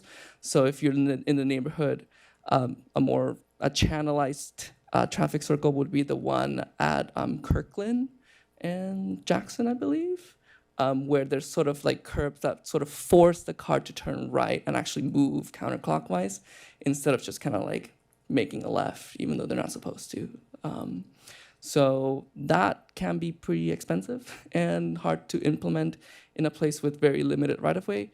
So in some places, you might actually consider converting them back to just stop-controlled intersections with some of the other things that we just mentioned to make sure that they actually do stop at those stop signs. And lastly, stop sign cameras. This would be this is something that's already being piloted in the neighborhood, and we just have a couple recommendations for future consideration if they were to be sort of moved around or the city was considering adding more stop sign cameras. Then we get to mid-block improvements. So these are things that try to slow down vehicles in between intersections. And the first one, I'm sure a lot of people in the community will love this. Lowering speed limits is totally something that we recommend. A posted speed limit of 20 miles per hour is actually recommended for the whole neighborhood based on some analyses that we've done with the traffic data that we gathered for Glenside, Wildwood, and Kennewick. So since those are the major corridors that cut through the neighborhood, we recommend just putting the speed limit for the whole neighborhood at the end and just take it all, do it all in one shot and put those signs up at the entrances to the neighborhood instead of like corridor by corridor. So This actually conforms with guidance from the Federal Highway Administration, and it also conforms with the Montgomery County Complete Streets Design Guide for this particular street type in Tacoma Park. Next, we suggested to the city to consider building quick-built chicanes. Chicanes are basically sort of curb extensions or bump outs that force cars to move sway side to side. We have some of these in our city. We chose chicanes over speed humps, which was the other option, because they were generally preferred by this community evenly. Basically, they like speed humps, they like chicanes. But unfortunately, in the New Hampshire Gardens neighborhood, there's already 30 speed humps. There's very few places where you can put another speed hump. So chicanes could possibly be something that could slow cars down that way. That being said, they are harder to implement than speed humps. They have parking constraint. They do remove some curbside parking. There's some drainage things that you need to consider, and then there's obviously maintenance, especially if you just do paint and flex posts. They need to be replaced on an annual, semi-annual basis, or once in a while. So we would suggest considering this after the implementation of other measures that actually will probably have a stronger effect on reducing traffic through the neighborhood. Which gets us to sort of the harder to cut through and not possible to cut through treatments. And we're going to start with the one that actually makes it not possible to cut through, which we think will have a good effect in this neighborhood. This is time-limited closures. We have these in the city. This is Hilltop Road at Geneva. Yes. Basically, these are temporary, peak hour only, do not enter signs at the neighborhood. And we're going to show you a map in a bit because we put them in, there were some concerns, essentially, that we heard from the community that they wouldn't be able to go home, essentially, by putting restrictions to turns or do not enter signs in places. And because of the flows of traffic, both going northbound and southbound, there isn't really one big direction that you can restrict without people just going to the next street, essentially. So our concept for time-limited closures is to essentially put them in the middle of the neighborhood. This would, in essence, cut the neighborhood in half with a north side and a south side at Jackson Avenue, so people can still get to their homes. If they go, for example, if they live south of Jackson, they'll still be able to get to their homes through New Hampshire Avenue. If they live north of Jackson, they'll still be able to get home from Carroll and also from New Hampshire at Kirkland. But it prevents cut-through traffic, which is really people going from New Hampshire all the way to Carroll and trying to avoid University Avenue, essentially. So these time-limited closures would be effective Monday to Friday, 4 to 7 p.m., which is that peak of the peak period that we saw in the time travel analysis, and essentially would hopefully make it actually very nice to be there in the neighborhood at these times. Going back to that first slide, this does, the couple things that work well for this is that navigation apps like Google Maps, Waze, and Apple Maps will honor this kind of regulatory signage. They will not suggest trips through the neighborhood at these times with the do not enter signs. So people who just purely use their navigation apps like Uber drivers will just not see an option to cut through the neighborhood when they are navigating. That being said, people who have made this sort of their commute route will probably need some enforcement in the initial weeks to make sure that they understand the signage and that they know how to get out of the neighborhood if they, for example, did not heed the new advanced warning signs that we also recommend implementing in this neighborhood when this goes in. So this would be paired with enforcement in the initial weeks, and then also advanced warning signs would help reduce sort of confusion before people get to this closure in the middle of the neighborhood. And lastly, an alternative to that would be quick build diverters. These essentially restrict traffic movements through the neighborhood in a very similar way, but these would be at all times of the day. And that is something that we understand might be something that community members are hesitant about. So this is an option if, let's say, in the future, if there was a demand to if they really liked it, if 4 to 6 p.m. becomes like the new, oh, I love the neighborhood, which currently is not. This might be something that they might that you might want to consider at that time to make that closure a little bit more permanent and all day. If you want to revisit the recommendations, we do have this table within the report that essentially compares every single option with the cost estimate that you'd expect to implement this and how effective it will be in the criteria that the community that was developed essentially based on community input. Switching gears a little bit, as part of our project, we also had a scope to look at a potential one-way conversion of Hammond Avenue from Lockney to Ann Street. This is on the upper part above the Megamart, north of the Megamart.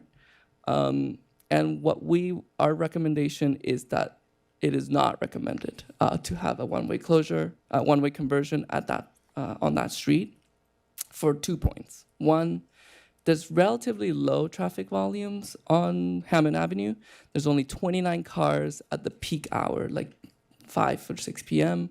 So that's not too many cars, frankly. And there's other streets in the neighborhood that see way more. And second, what that would just do is just push traffic onto Kennewick because it would be the next best thing, and it's right there. One of the issues with having one-way conversions in a place with a grid is that people can just go to the street next over. And Kennewick already sees more than double the traffic that Hammond currently has. So you're just kind of pushing the problem down to the other street, and maybe you'll hear from those neighbors now. An alternative to sort of traffic calm this part of the neighborhood more globally would possibly be a closure of Ann Street at University Boulevard, which was something that was recommended in the New Avenue bikeway study for the Purple Line Connection study. That is also the community preferred option in the survey that we did of the people that answered that they had an opinion about the one-way conversion or the Ann Street closure. They preferred the closure instead of the one-way conversion. And lastly, we did also provide some additional recommendations to enhance the bicycle and pedestrian experience in the neighborhood. We suggest consistently marking crosswalks, particularly on 6 higher traffic corridors. These are Glenside, Wellwood, Kennewick, and Merwood, and the service road on New Hampshire Avenue. Right now, very few crosswalks are marked, so we recommend that you consistently mark at least on those streets since they have high volumes of vehicles as well as people on bikes and walking. Next would be installing stop signs, particularly on minor roads that currently do not have them. There are like 6 intersections where there are no stop signs at all. And with the new federal MUTCD, which is like the rule guidebook, Bible for traffic engineers who like to nerd out on stop signs and other sort of traffic signs, you probably want to consider installing them on at least 5 of the 6 intersections that currently do not have them. And this would be on the minor road. This wouldn't be new stop signs on Wildwood or Glenside, just for clarity. And lastly, the city should continue the build out of missing sidewalks in the neighborhood. And we do actually suggest a prioritization of certain streets over others. Jackson, Kirkland, Hammond, and Holton will probably see a few more vehicles, particularly if you put in time-limited closures or the diverters that we recommend, just a few more. So we recommend putting sidewalks on those streets. There are also sort of longer streets that people might use to actually get in and out of the neighborhood, as opposed to these other more local streets that really only people who live there would be using those streets, like Cole Avenue or Kingwood Drive. So, we provided all of these recommendations to the city, and I'm gonna pass it back to Casey, who will tell us what actually made it. Thanks, Hector. So we will be presenting to you a list of recommendations coming out of this traffic study, and we'll be bringing it forward in two ways. One will be the upcoming traffic calming and sidewalk process, which will be with you in a couple of weeks. And we're pretty much taking on board a lot of what TOOL has recommended. You'll see a list here on the screen. One of the things I'll mention is the traffic diversion time-limited closure and the lowering of the speed limits. And in the next tranche will be through traffic control and maintenance with the public works queue. So these will just slot into their queue, and they'll be managing these as time and resources allow. And with that, I would just like to extend a thanks to Tool Design for the work that they've put in on this traffic study, as well as the New Hampshire Gardens Community Association. They have been very helpful in engaging the residents with this process, getting the word out to them, and we really appreciate the work they've done. And also the police department and public works team as well for their input. And we'll take any questions that you may have. Thank you. Wonderful. Well, thank you so much. When this agenda item came up, I said, I'm not going to read the report because I don't want to bias myself because I have a tendency to look for my house.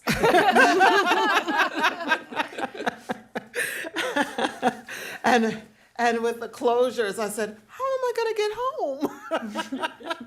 But I am willing to alter my patterns for the greater good. One thing that I did just want to make sure that I was clear about are the traffic circles, right? And I saw that converting some of them to enhanced kind of crosswalk, four ways may be a suggestion. I love that. As a pedestrian, not only is it people are confused about which direction to go in the circles, you have to have your head on a swivel when you are walking through that intersection. So the sidewalk breaks, you need to cross the street, there's a car coming around, they're gonna get very, very close to you. And it creates a recipe for disaster. So I do really like the idea of converting those. And my niece always reminded me of, she still does, of the fact that those circles only are just there as speed humps for children that have to get on the bus because the buses just drive over them because they can't clear them. So that is, so I do support thinking through ways to tee off some of those intersections to make it a little easier for pedestrians to navigate.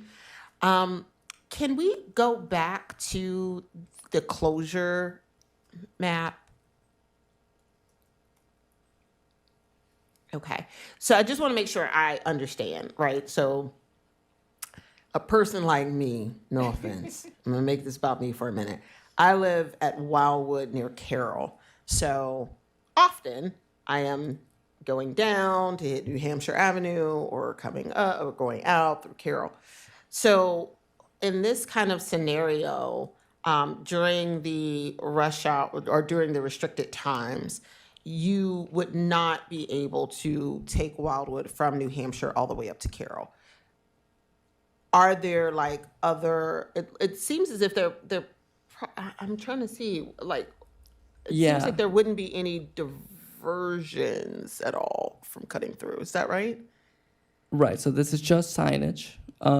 So you technically wouldn't be able to drive on Wildwood to get to your house from New Hampshire Avenue. However, for people who live north of Jackson, you can actually, it's kind of cut off a little bit in the map, but you could go onto Kirkland. Okay, I'm at this point, I'm like, I don't see an option other than hitting Sligo and going up to Carroll. Right, so this this is one where there's a little bit of taking one for the team. Yeah. Especially if you are coming. That's why I didn't read the report ahead of time, because No, I said, I that's know that I'm gonna have to eat it. So you would essentially, by having this as a consistent closure every weekday from 4 to 7, the hope is that people who live in the neighborhood experience the benefits and then also adjust their commutes a little bit if in a more predictable manner. So if you are someone that currently actually cuts through most of the neighborhood to get to your house, you would now try to enter through Carroll when you would remember that that's closed, and then you would actually optimize your trip by taking Sligo or some other road before you get there to get into your house at Carroll Avenue. okay, and one last question about Ann Street closure, and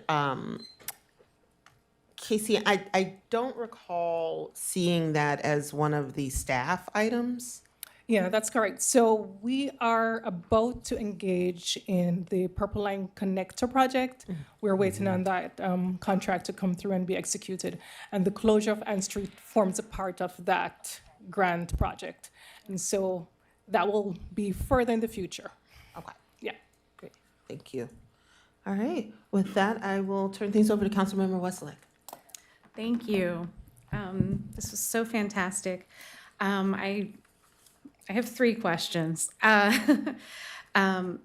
One is about the staff recommendations and next steps. I want to make sure I understand that. So the first slide, the FY27 traffic calming and sidewalk process.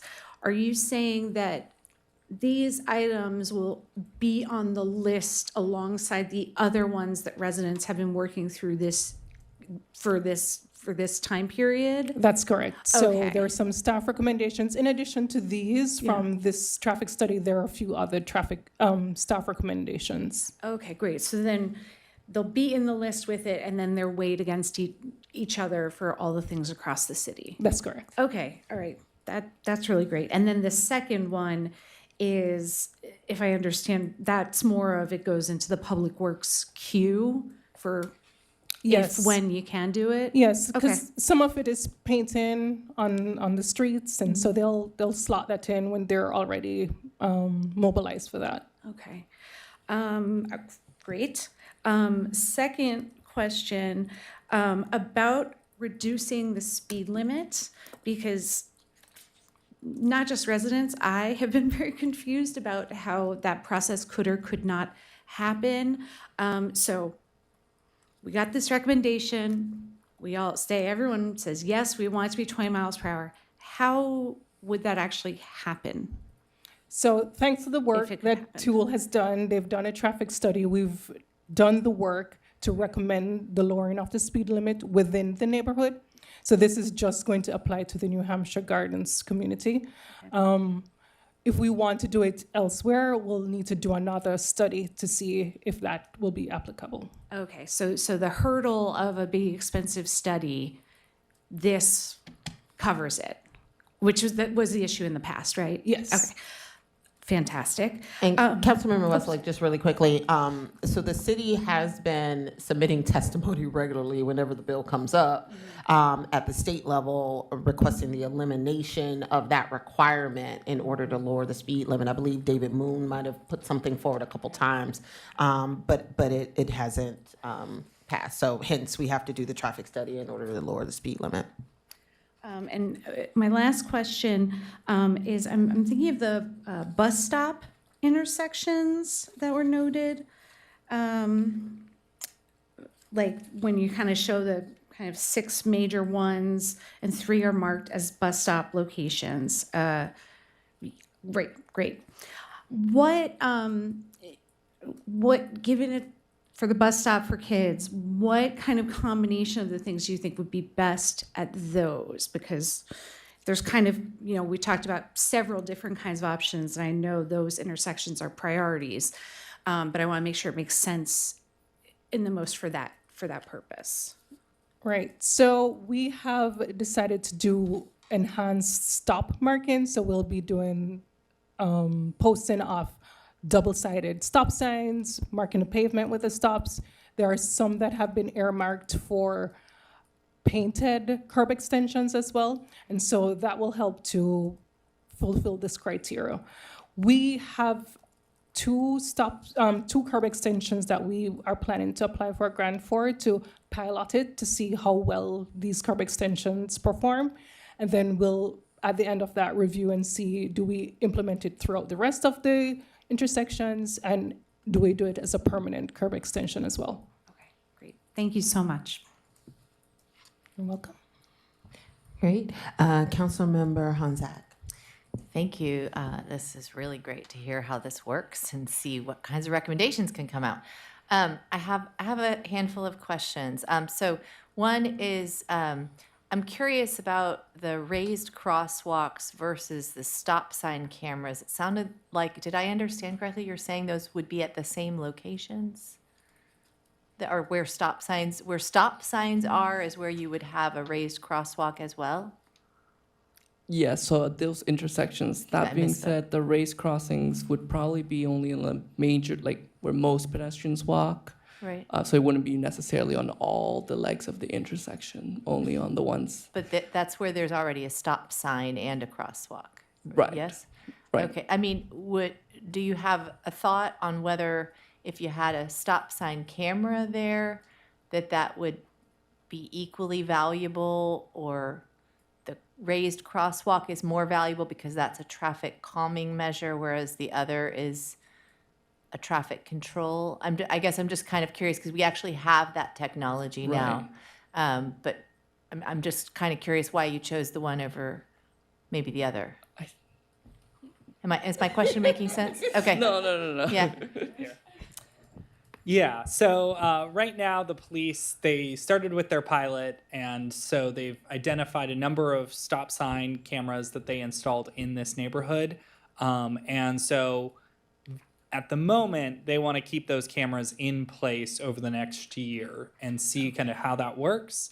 And then they might revisit it, come back and say, okay, do we move them around? Do we, keep them in place? So some of these are, yes, they would work great together. And some of them are, we know that the cameras are where they are at the moment and will be. And so here's a way that we can address this issue in the current time frame. I gotcha. Okay, so the assumption being at the moment we're not moving them. Okay, we're adding. Okay, thank you. That's helpful. And then I wanted to share with you that it has been my experience over on Kennebec Avenue, which I don't know if you know, it's not Kennewick, it's Kennebec. It's not very far from this neighborhood. It's in Ward 5. But we have about 10 years ago, maybe, there was actually a traffic diversion measure put in place, 4 to 7 rush hour from Sligo Creek Parkway up to Piney Branch, and from Piney Branch down to Sligo Creek Parkway. And then another one was then added on Ritchie Avenue. Excuse me. No, I'm sorry. Domer. It's, someone help me. Domer? No, I'm not talking about Domer. Actually, yes, there's also one on Domer. But to be really, I want to share this with my colleagues too, and the mayor, since you live in the neighborhood. I find it to be an absolute nightmare, and almost everybody who doesn't live on that itty-bitty street that is covered primarily, and that was the impetus for this, hates it. And we wish it were gone, and it's very difficult to get rid of. It's complicated. It adds about 20 minutes of driving from my side of the neighborhood when I bought the house to everywhere I want to go in downtown Silver Spring and back again. It's I wondered back then, and I wonder now, whether having a sticker of some sort that's very prominent so you could see it from a distance on a vehicle that said local traffic only is ever something that communities do, because at the end of the day, that has a lot to do with with the phenomenon. I am balking at the complexity of this neighborhood, not living in that piece of neighborhood, but just, people will find themselves in there. I'm not really convinced that the vast majority of people will actually follow those. Then it requires enforcement from the police, et cetera, and folks who live in the neighborhood are actually gonna have to divert themselves quite substantially as well, which may or may not be at the end of the day, something that they enjoy doing. But the enforcement piece seems like a pretty big one. And I'm thinking if we're going to go to the trouble to enforce all those funny little turns and whatever that says, don't go this way, don't go that way, don't go this way, then I wonder if it's equally viable to have a local traffic only with some kind of identifying sticker. I wonder whether that's been discussed with our police. I do distinctly remember that, I think, I don't want to misquote our chief, but back in the day when I suggested this, he said, that is not reasonable to enforce. So any thoughts from anybody about that? Yeah, so our understanding is that's not enforceable. The police would not be able to issue tickets off of that. So if we stick up a local traffic only sign, it won't do anything. It'll just sit there, and we won't be able to enforce, and the route navigation applications will not navigate it. And I will say, this neighborhood already has, the Purple Line has already put very large local traffic only signs, and people just drive by them. Well, it would require some sort of identification, but it sounds like it's not enforceable even then, I guess, huh? Is that right? Even if you had a sticker? Yeah. No. I see. Yep. Okay. Well, so then I guess it's really just serves as a warning that the complexity of these, I invite folks to come over and check it out. I mean, it's worth trying out. And we've had it now in place for a number of years. And like I said, it really should be considered carefully because I am super supportive of like 99% of all the other ones. I think they all look really clear. This one, I'd say we should take pause about based on our lived experience over where we are. Thank you, Councilmember Honzak. Councilmember Schlegel. One thing, I just wanted to respond to that if we do implement it, these time-limited closures, we would be reviewing it to see its effectiveness. Thank you. Councilmember Schlegel. Yeah, thank you. Was it Parkview you were thinking of, the road, that Park Valley that goes up and connects with Sligo Yes, it's Avenue? Park Yeah. Valley Road, and then I'll look at my map right now while you're talking. Okay, thank you. One thing that I see as potentially distinctive is that in the Kennebec situation or the other streets coming downhill off Flower towards Sligo Creek, there's the driver who goes down there and then discovers they can't go farther ends up doing some complicated maneuvers to turn around. And the plan you have here basically forces a right turn, whether you're coming south or north, and then you're like, oh, I'll get through somewhere. No, I can't. I have to turn right again. And I wanted to share how my eyes were open to the effectiveness of that when I was in Vancouver a few years ago in a neighborhood called Kitsilano. And there's a major road, 4th Avenue, and a major road, 8th Avenue. And so it occurs to you, oh, it's backed up on those. I'm going to take 5th, 6th, or 7th. And as you go through, you're nodding your head as though you might have been there. Suddenly, yeah. Oh, wow. Yeah. Suddenly you realize, oh, well, right here I can't go straight. I got to turn. And then you realize, no, they forced me right back out onto the street I left. So I think people learn pretty quickly. I wanted to point out that this turns Jackson potentially into a place that's very attractive for pedestrians. And so your call for a sidewalk on Jackson I just wanted to amplify that.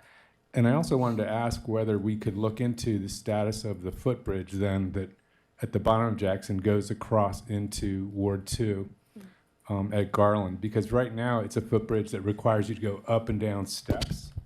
And it would be nice to see if we could work with MNC PPC to get that updated to something that would be ADA accessible. Another thing I just wanted to say was that I love the methodology about seeing what would be enough to render the navigation apps, frustrated. And I'm thinking like the next thing the nav apps might do is for outbound commuters on New Hampshire to say, turn on Flower, turn on Sligo and then go up Flower. So in conjunction with implementing what we might call the Jackson Wall, I would suggest that at the same time, if that next study is in progress in Ward 2, that you see what the before and afters are for cars diverting onto Flower to get to Carroll. Thank you, Councilmember Schlegel. Councilmember DeBala? Speaking of Ward 2, one of my questions is, can you confirm what, now that we're just about done with this, what the next study up is? And what the time frame might be? So we have Flower Avenue lined up next. We are in the process of applying for a grant to fund it as well. So we'll see how that goes, but if not, we'll release an RFP. Okay, I wasn't aware that we needed grant money. I thought we had budgeted for it. Yeah. So the COG releases transit. Oh shoot, TLC, and I can't remember the acronym. And there we go. So in the interest of seeing if we can use other people's money, we'd like to see if we can get that grant. Oh, sure. But if not, we are fully But we're prepared gonna- to release an okay. RFP and go it alone. Time frame? The grant application will be submitted this week. Okay, that's soon enough for me. Thank Yeah, you. okay. The other two questions, comment on the study. I loved the methodology also, and I was really interested in the community outreach and thinking about how it will work in other neighborhoods. So I just thought that was very interesting. My other two questions had to do with the 20 miles an hour versus 15, because I thought I heard you say the slower you go, the more likely people will will not try to cut through. And a couple of people had asked me why 20, not 15. No, that's fair. So 20 miles per hour is the lowest that the U.S. limits tool from Federal Highway Administration will allow without a more, essentially, a specific speed study on it. The accuracy of the data that we received from the speed counters that we put out there will only let us essentially recommend 20 miles per hour. Bottom Yeah, number. this is- Okay, that's a good answer, great. And then on the costs associated with the last two tables that Councilmember Wesselek asked about, when might we be seeing how much we would need to set aside for these? Would that be in the process of looking at the full list of? That's correct. So March 11th, I believe, is the date that we have that working session. And so those costs will be included then. Okay, great, thank you. Okay. Councilmember Schlegel, is that an old light? Oh, I just wanted to say that your north end of the neighborhood is now going to be the forgotten part of the forgotten ward for some people, which I will never call it that, but I feel bad for you. You know, it's all right. If you, this neighborhood needs a lot of support to address some of the pedestrian safety issues. I mean, we've seen children be hit by cars. It is a nightmare when you have all of this traffic backed up. And I will just say, there's often where I have like a line of 6, 7 cars blocking my driveway where I can't get out because they're all queued up that happens regularly. It's not a one-off kind of thing. It happens all the time. So the way I see it, I could either spend my time waiting in my driveway, waiting for a way out, or I can take the scenic route and ultimately not have to deal with as many cars queued up. And I also, many years ago, had a car in my front yard. So, yeah, they tried to make the turn on Carroll. They swung a little too wide, and they ended up in my front yard.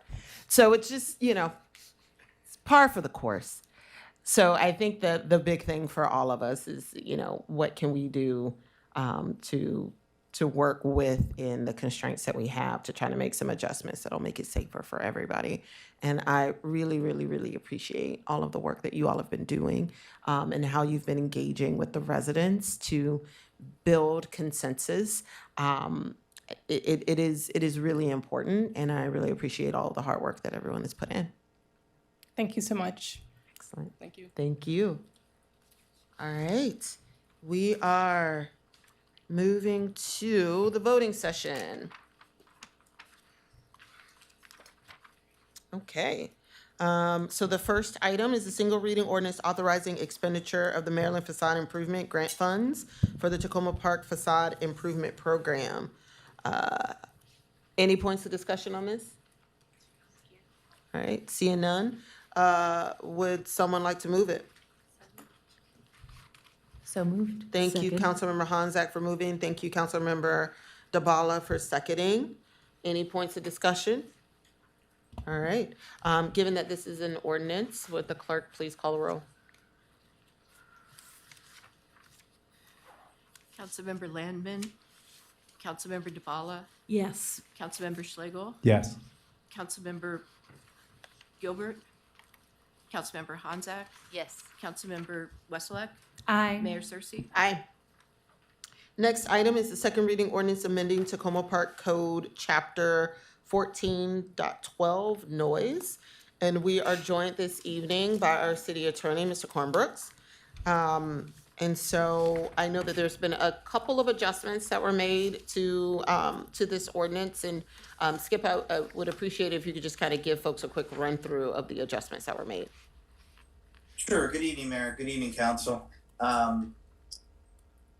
Subsequent to your last meeting, there have been two groups of adjustments, primarily for clarification purposes.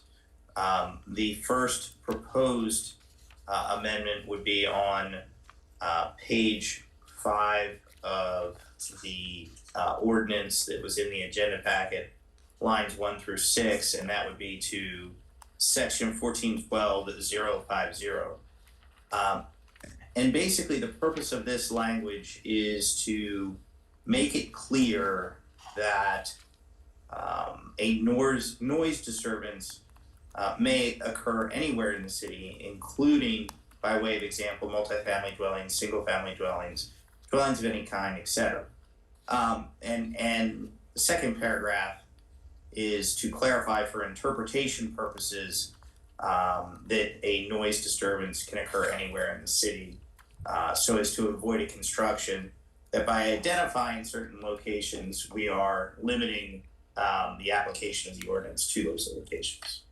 So that's the first change. Are there any questions with respect to that? Okay, moving on, hearing none, Mayor. Moving on to the next group of changes. Fast forward to page 10 of the ordinance in the agenda packet, lines 22 through 29.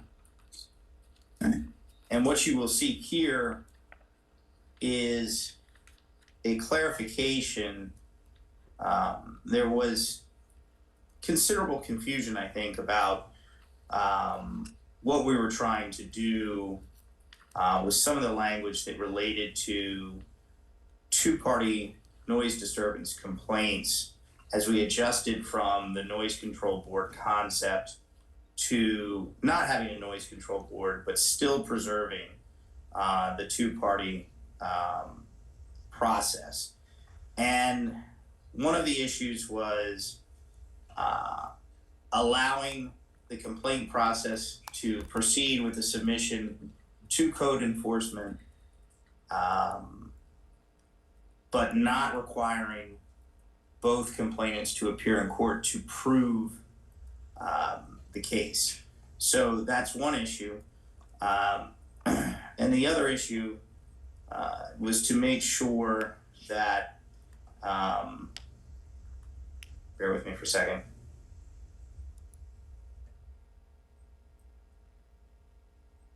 Okay, and the other issue was just to clarify exactly how the process went from submission of the two-party complaint to code, and that there was no requirement for code to take action upon receipt. So that was essential. Those were the essential changes substantively. And what we did, I shouldn't say substantive. What we did was we moved that language and parsed it out more clearly, I hope, from a previous subsection and placed it all under the two-party noise disturbance complaint. So those were the two changes groups of changes that were made. And Mr. Cornbrooks, I just want to confirm that I know Councilmember Schlegel had added, had requested some additional just clarification friendly amendments, and I just want to make sure that that has been provided to council as well. I believe Councilmember Schlegel shared that earlier today. I'll defer to the council member, but I'm happy to talk about them if you would like me to do so at this time. That might be helpful for the other members of the council, just so that they can understand that they're friendly. Okay, so with respect to the adjustments on in the noise disturbance complaints section, we're on page 10. Councilmember Schlegel, I believe, correctly suggested that the language could be more clear to avoid confusion for folks who are not necessarily familiar with the ordinance structure, but want to know how to handle a situation if they have to deal with a noise issue. And my understanding, I'm sure the council member will correct me if I'm wrong, of his concern was that if someone just looked at subsection E, which is again on page 10, they might believe that the only methodology for them to obtain relief would be through this complaint process. So what we did was, and I prepared language for the council member, add the words two-party to subsection E, so it would read two-party noise disturbance complaints, to clarify that that applies to the two-party complaint process, or hopefully to clarify, to signal to the reader. And then we added another paragraph 5, which addressed another concern that the council member raised. I say we added, we're proposing to add paragraph 5 to make it clear that a resident can still proceed under another methodology of calling an enforcement officer or communicating with an enforcement officer to the effect, hey, we're having this problem, can you help us out? And that way the resident would not necessarily be confused that they would be limited to the two-party process. So they could always communicate with the enforcement officer, and the enforcement officer could always take action and would not be limited by the two-party process. Thank you very much, and thank you, Councilmember Schlegel, for adding that clarification. I think it does add some clarity for residents that are reading. Thank you. Councilmember And Schlegel. when we go, has this been moved yet? It has been moved. Yeah. So if it's helpful, I can read out the friendly amendment language officially. The second reading ordinance has been moved by the council, the entire thing, because we considered them friendly amendments. So usually for friendly amendments, you don't have to read them. However, if Councilmember Schlegel, if you just want to read your amendment to share with the group, you can. Sure, just because it's not in the handout. So on page 10, as Attorney Cornbrook said, at line 11, E would read two-party noise disturbance complaints. So that people would realize, oh, there's another method back on the previous page. And then past line 29, at the bottom of page 10, item 5 would be added, and it would read, this subsection E shall not be construed as limiting a resident's right to communicate with an enforcement officer in an attempt to obtain relief under this chapter, or as limiting an enforcement officer's authority set forth elsewhere in section 14.12.130. And thank you to Attorney Cornbrooks for drafting that language after our conversation. Great, thank you so much. And so it has been, Mayor, I'm sorry. I missed the, for some reason, I didn't hear the motion for second reading. Oh, did I not do the motion? Probably not. I feel like that was for the last one. I didn't do it. I probably did not do it. So, because I wanted us to walk through the changes and then we will move it. Thank you all. It's late. Would someone like to move the second reading ordinance amending Tacoma Park Code, Chapter 14.12? Thank you, Councilmember DeBala. Do I have a second? Second. Thank you, Councilmember Schlegel. Are there any additional questions or thoughts, Councilmember Honzak? Yes, given that Councilmember Gilbert is not with us tonight, and I distinctively noted that Councilmember Gilbert had a number of concerns. Has anyone spoken with him about all of these, and are we pretty comfortable that he's feeling comfortable now with this language? Because he was, if I remember, one of the things he was very concerned about was multifamily buildings, and it sounds like Cornbrook's language that was proposed there is going to resolve a lot of those. The city attorney spoke with him, and that's partially where those amendments came from, is that conversation. And then I spoke with him earlier today and confirmed with him that he is happy with this language, that it adequately applies to multifamily buildings. Okay, then if I may I also reached out to him via text immediately before this meeting and asked about the language, and he confirmed again that he was okay. For that assurance. I know he was on our subcommittee, so we had pretty in-depth conversations about it, and so that makes me feel more peaceful about this. But then that brings another question. So then have we circled back to our police chief regarding any concern, or our code enforcement, which is in your shop, I can look at you, regarding whether their comfort level with the revised language and whether there's any sense that it will somehow add any different or distinct operational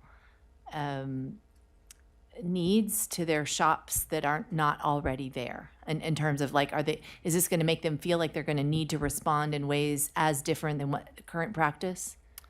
I think we are going to continue our operational status of how we address them, with police responding in multifamily cases and code enforcement addressing issues going across property lines. Okay, so is that to say that we have spoken with the chief and he does not sense, or you're confident I that have. it doesn't add burden? Okay. Correct. Okay, thank you for that reassurance. I just wanted to make sure, because I know that was another hesitation.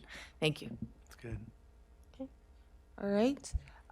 And so with that, just want to check to see if there are no additional lights, questions. I'll just Councilmember Schlegel. acknowledge that I previously had mentioned this friendly amendment, and so I don't need to read it in again or anything, do I? Okay, thank you.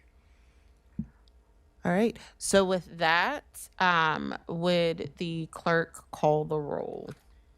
Councilmember Landman, Councilmember DeBala, Yes. Councilmember Schlegel, Councilmember Yes. Gilbert. I'm sorry, I'm just rushing through here.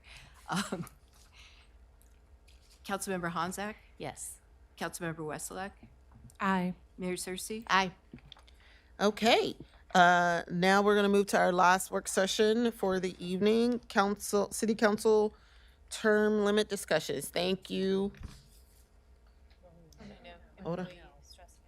Oh gosh, my brain. I'm sorry. We have one more resolution. Okay. Resolution affirming support for employee access to stress management and peer support services.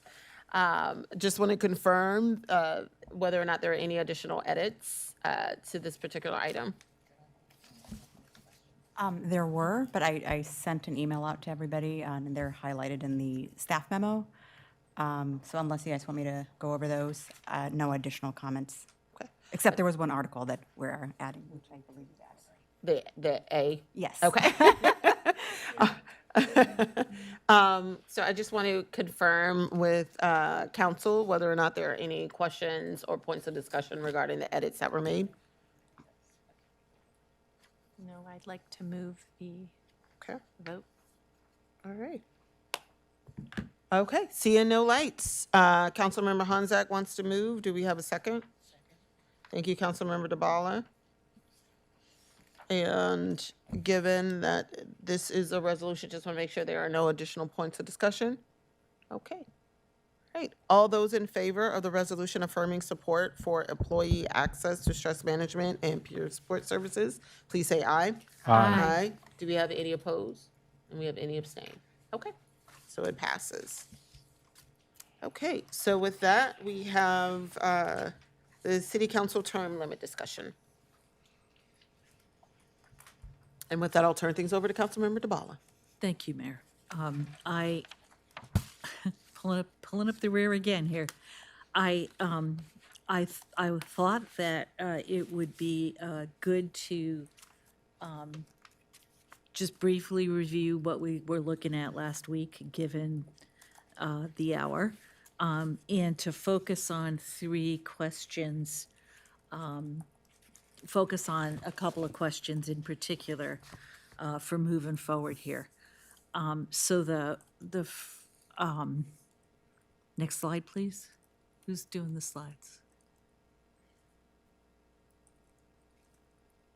And so I would like to say at the outset that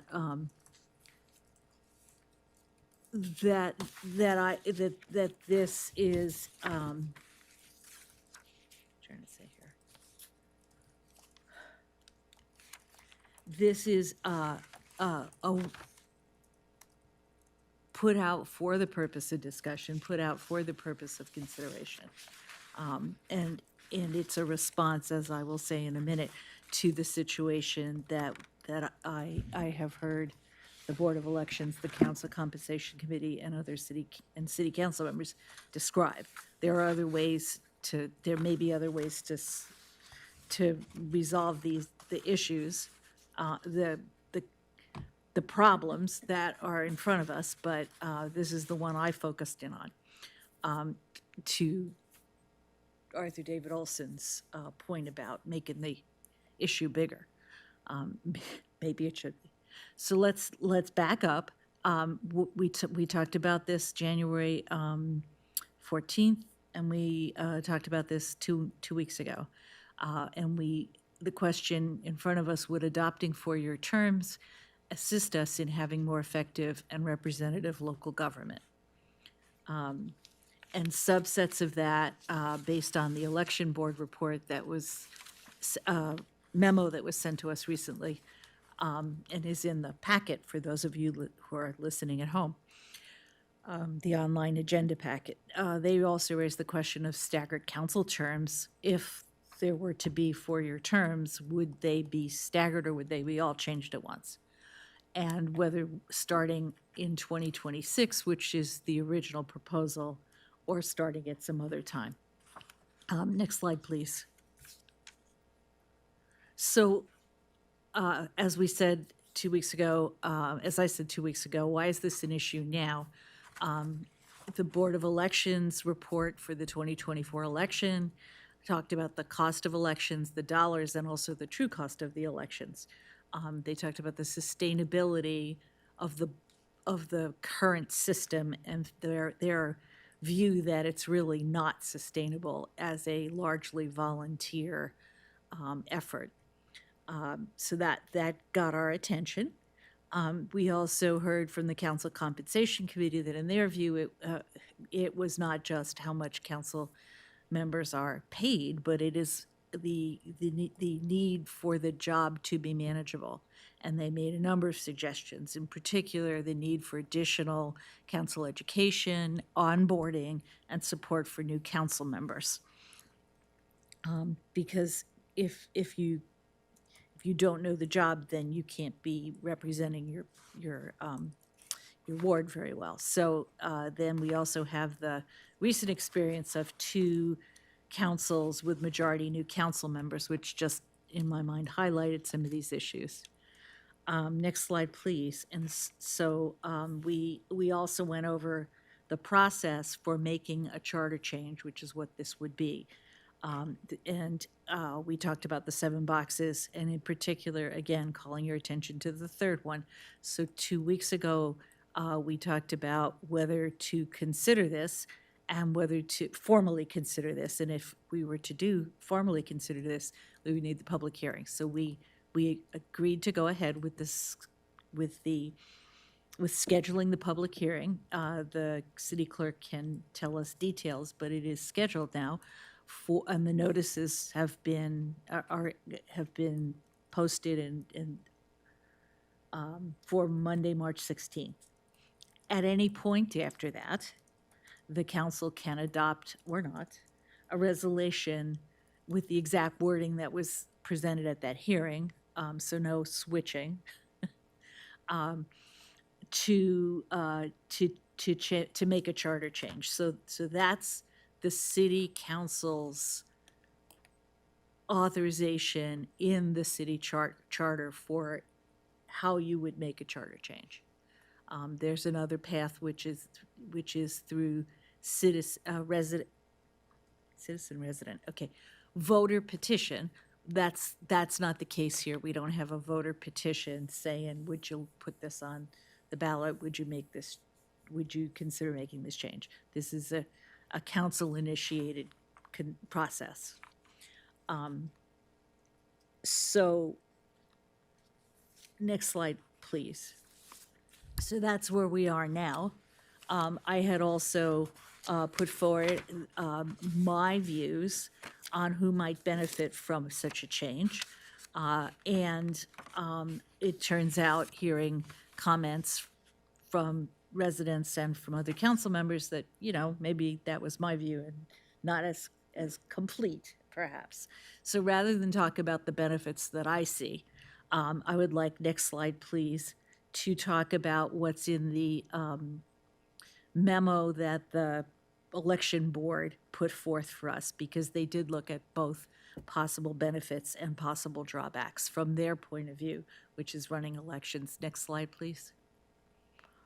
So they framed it as the possible benefits, policy continuity, which to me sounds a lot like more time to apply your learning after getting up to speed, and more experience with once-a-year decisions such as budget, which is how I had framed it. Reduced election costs and burden, and I'd like to come back to that in a minute with some more detail. Voter fatigue, the flip of that is turnout, and more substantive legislation, which they presented as more time to delve into an issue, to complete an issue, to produce a policy, and I would add more staff management time to support that process, because management is not spending time doing all the orientation and support for new members quite as often. So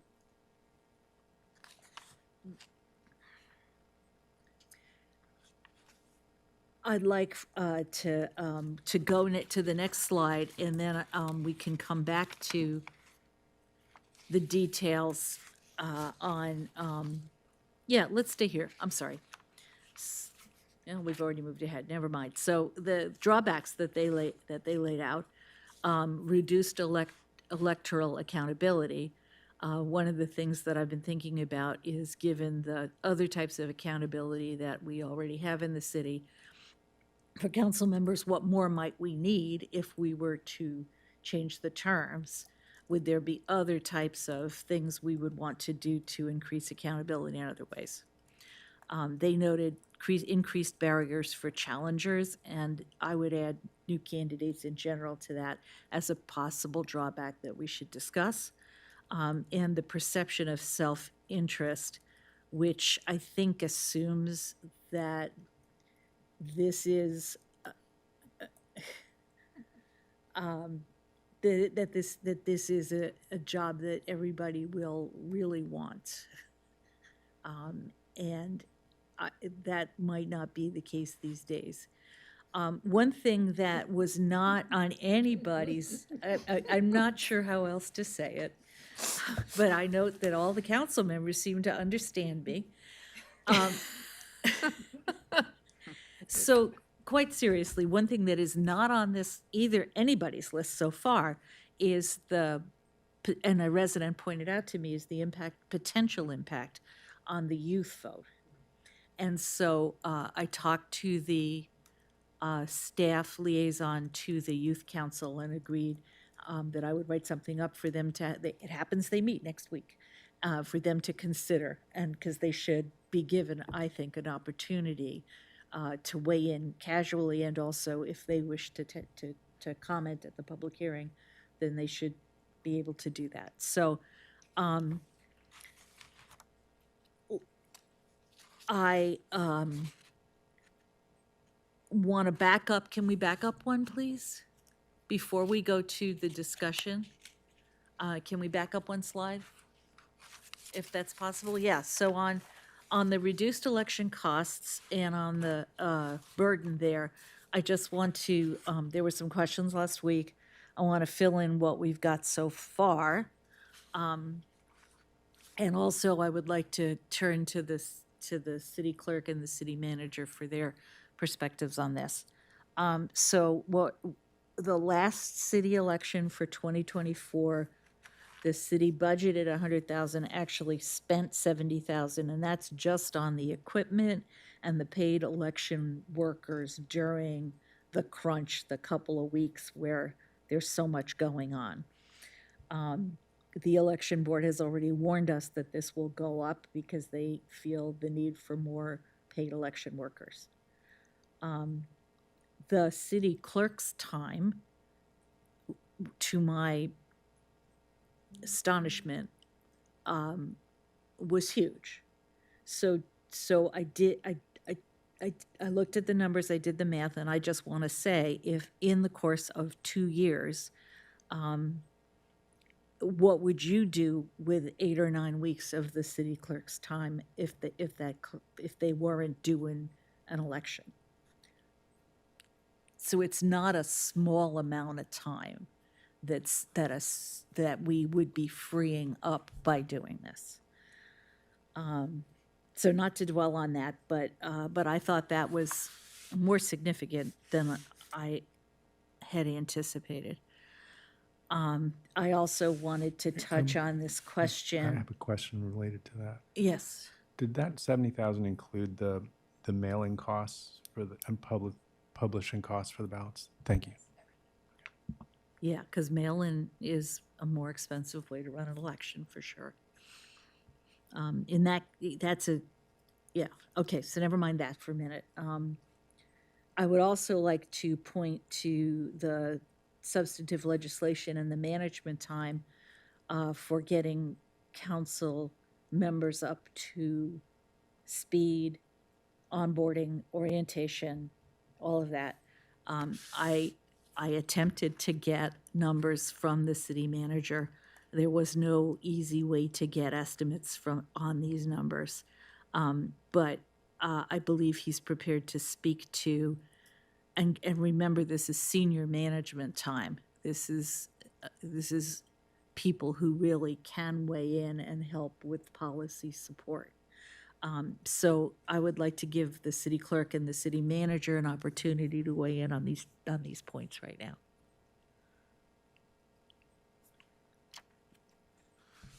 Thank you. Yes, and I appreciated the conversation, and with the new members of council, there's always, whether it's few or a lot, there's always a orientation period that's necessary. Staff feels it's helpful, and we hope the newly electeds do as well, that we can provide briefings, orientations, tours. We spend time answering questions, and it's whenever there's a change in terms of new members coming onto the body, it certainly is a devotion of a certain amount of staff time. Again, you're correct. I don't think that has been explicitly documented into how many hours, and it's across probably every department, city manager's office, certainly the clerk's office as well, and perhaps even the city attorney to some extent. So hard to quantify that, but it can, especially when there are multiple changes, it can get into a lot of time. And it's our responsibility as well as our privilege to provide those orientations, but it is nevertheless a fact that when we need to do them more frequently versus less frequently, that does create a lot of time that staff needs to spend doing that versus other things. I know that when Rockville switched in 2014, I wasn't there at the time, but what I'm told is that that was one of the reasons that they had considered was every other year staff was having to spend a considerable amount of time, necessarily and happily, but nevertheless had to spend time on a fairly regular basis trying to do orientations and help folks along the learning curve, particularly on things like the budget and other issues that may be before the council at the time. So I hope that's helpful. Thank you. I'm sorry I can't really hang quantifiable numbers and dollar signs on that, but it is a big time commitment. City Clerk, do you have any, did I cover what you were thinking or what you were, what was on your mind on this? Right, so I would add to your comments that the Assistant City Clerk also puts a substantial amount of time into this, and we had our record specialist was a temp for the last election, and a lot of her time was also spent on election-related. And by a lot of time, you mean a third? Yeah, something like that. Over yes. several months? Yes. Just, you know, Yes. more during the election, less at the tail end. But what you said to me was more than a third of the time of these people over a Yes. period of 6 months. Yes. That's how you get that big number of 8.5, 9 weeks of time that is freed up. So again, this is not about making the staff life easier, although of course that's a nice benefit. It's about, in my mind, it's about being more effective as a council and being able to do the things that we told our residents that we want to do. May I did- add one thing Yes, quickly? please, I thought you were Just done. I'm sorry. Notwithstanding, elections are really exciting and fun to do. You know, so let me say that. I don't mean to sound like it's just this burden that we have. They're important, and we always feel good about accomplishing an election. So Yes. I just wanted to add that. I remember the one in the park. That was really fun. So a couple more things on this page, please, on this slide, if you'll just bear with me. Voter fatigue was pointed out by the Board of Elections based on some research they had done at the national level. I also had some email questions about turnout and whether turnout was related to the frequency of an election or some other factors. I have not done a comparative, I have not finished a comparative with other communities. Working on it. But what I will point out is that the turnout increase, which was more than double from 22 to 46, 49, and 53%, when we switched from off years to on years, when we switched from, because we did this all at the same, well, maybe the clerk can just say what the 3 changes were. But we made 3 changes. So within our city, there were 3 changes that resulted in double turnout. And I will go through the analysis, but I'm going to have a hard time believing that other factors are going to result in a doubling or a halving of voter turnout. So in Was the- terms of turnout, the vote by mail Vote and by the mail. changing to even year elections, because they happened at the same time, it's difficult to know Which made the difference. And I can't think of a third was thing that we was did at the the same. same day registration. Oh, same day registration, true, yes. I only know because I just read all this Right. today. But did we, I don't know for sure that we started that in 2020. Maybe it was before then, but I thought that- maybe not. Yeah, well, I maybe. can't recall right now. But those 2 big ones, even year voting as opposed to every 3 years on the off year, and vote by mail, resulted in a huge increase in turnout. And I am working on a comparative analysis for those who are interested in that. And one thing that I just want to mention is that this doesn't, in my view, voter fatigue, but there's also if council members have more time to build the relationships with the voters, that may be a benefit that hasn't been noted by the election board. Can we have the next slide, please? I'm almost done, I promise, and then everybody can talk. So I wanted to, again, going to comments that people made and information that some of you wanted. Reduced electoral accountability, the questions came up about council term, and thanks to Arthur David Olson, we have some information on that. He went back to 1964. I went back to not that far, to 2000. So the average council term, depending on whether you count consecutive in one job or for those who went on to be mayor or took a break in the middle, whether it's full service, is either 5 or 5.5 years. So many council members do hang around for more than one term, more than one 2-year term. There have been 5 seats that needed to be filled since Heather Mazur, which was, I think, 20. Anyway, five in the last bunch of relatively recently. 2 of them were special elections, and 3 of them were by appointment. So we have some, but not a lot, of experience with special elections.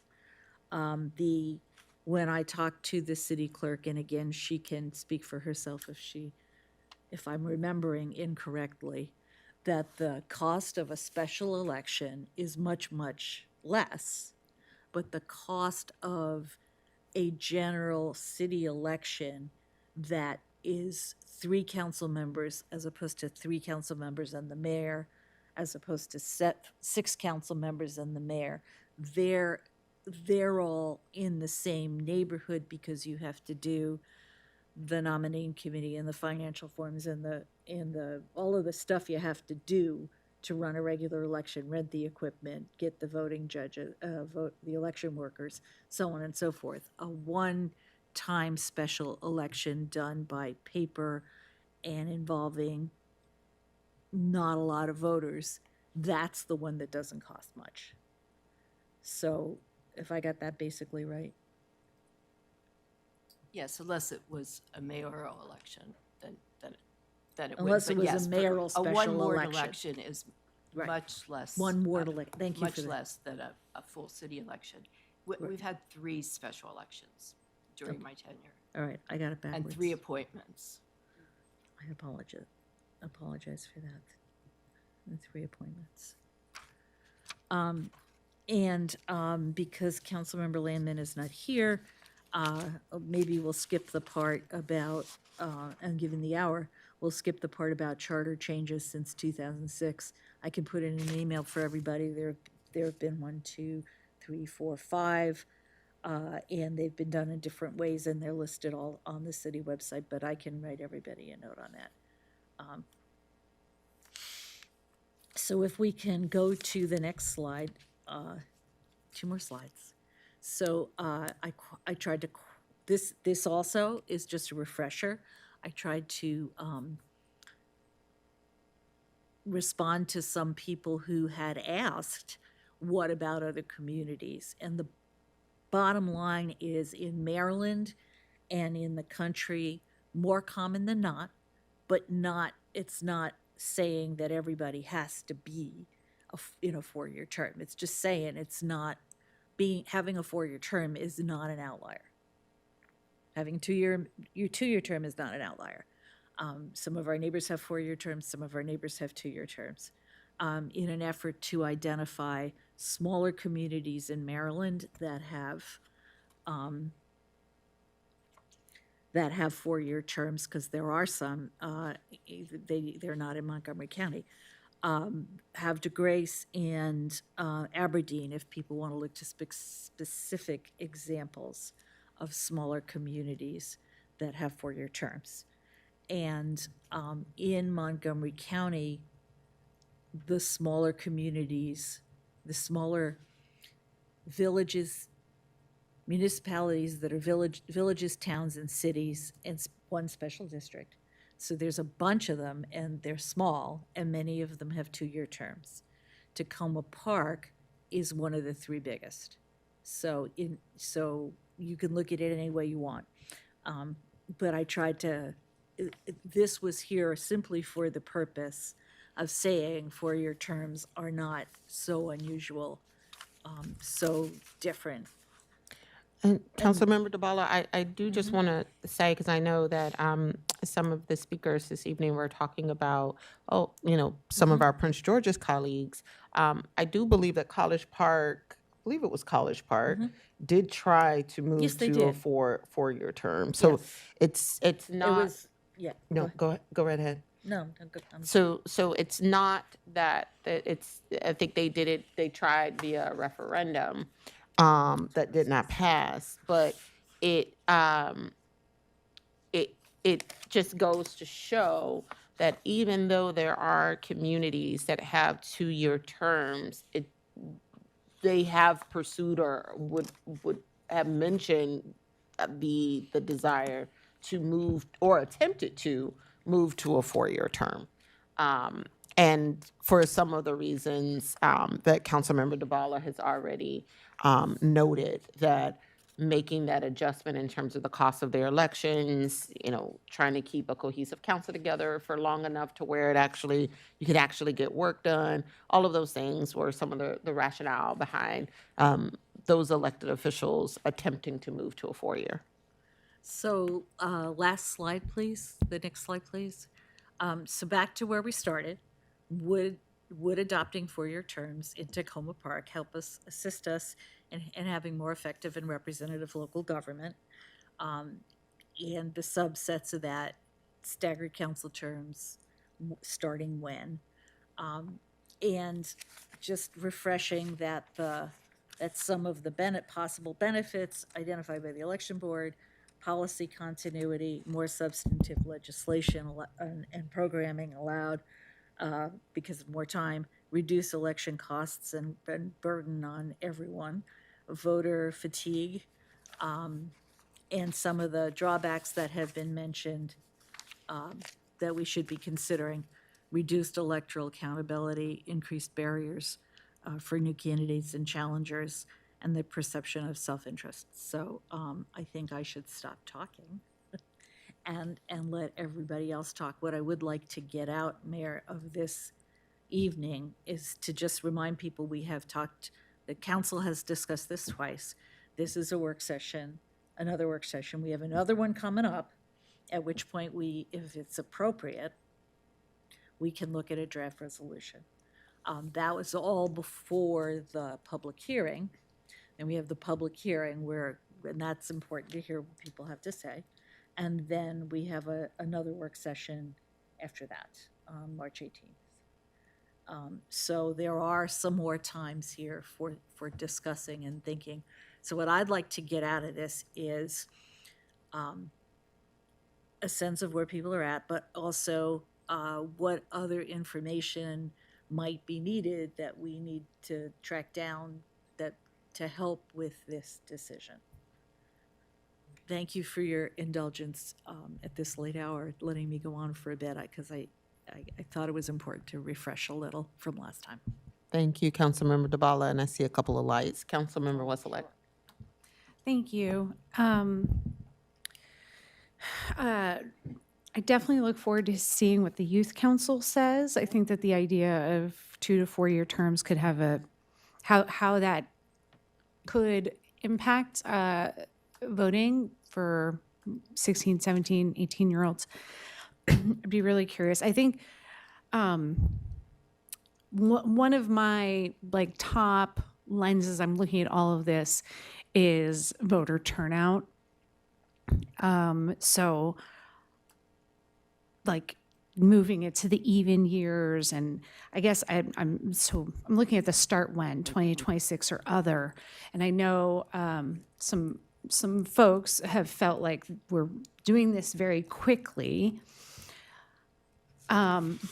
But I do think what's good, I think the ideal sweet spot for the most turnout would be midterms.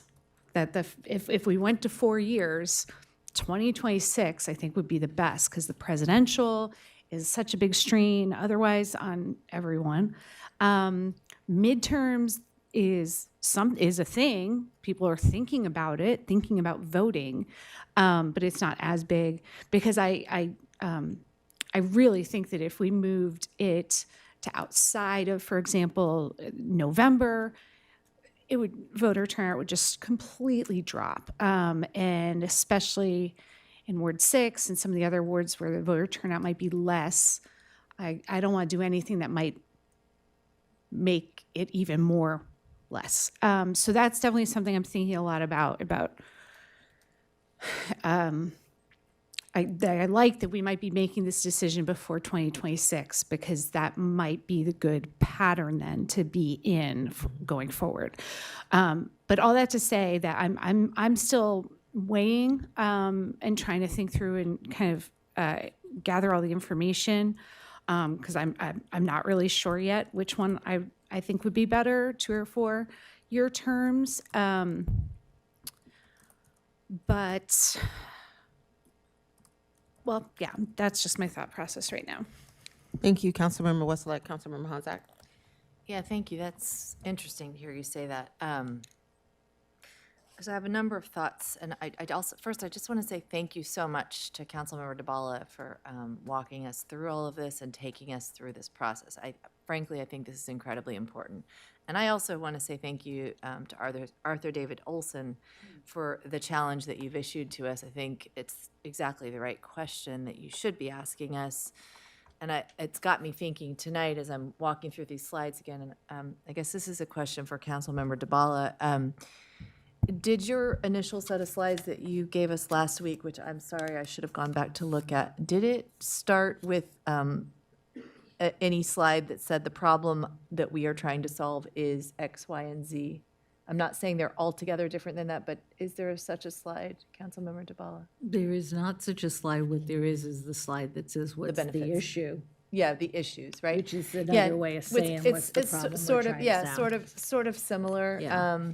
I think it's slightly different because, yeah, I need to sit on this again and think about how to chew on it. But I look at this very much so from the lens of, I guess, the problem I would seek to solve would be saving money for the city, because it sounds like we are currently experiencing a strain that is significant. It's not just saving money, saving resources that we don't have enough of at the moment. And I don't just mean money, I mean people.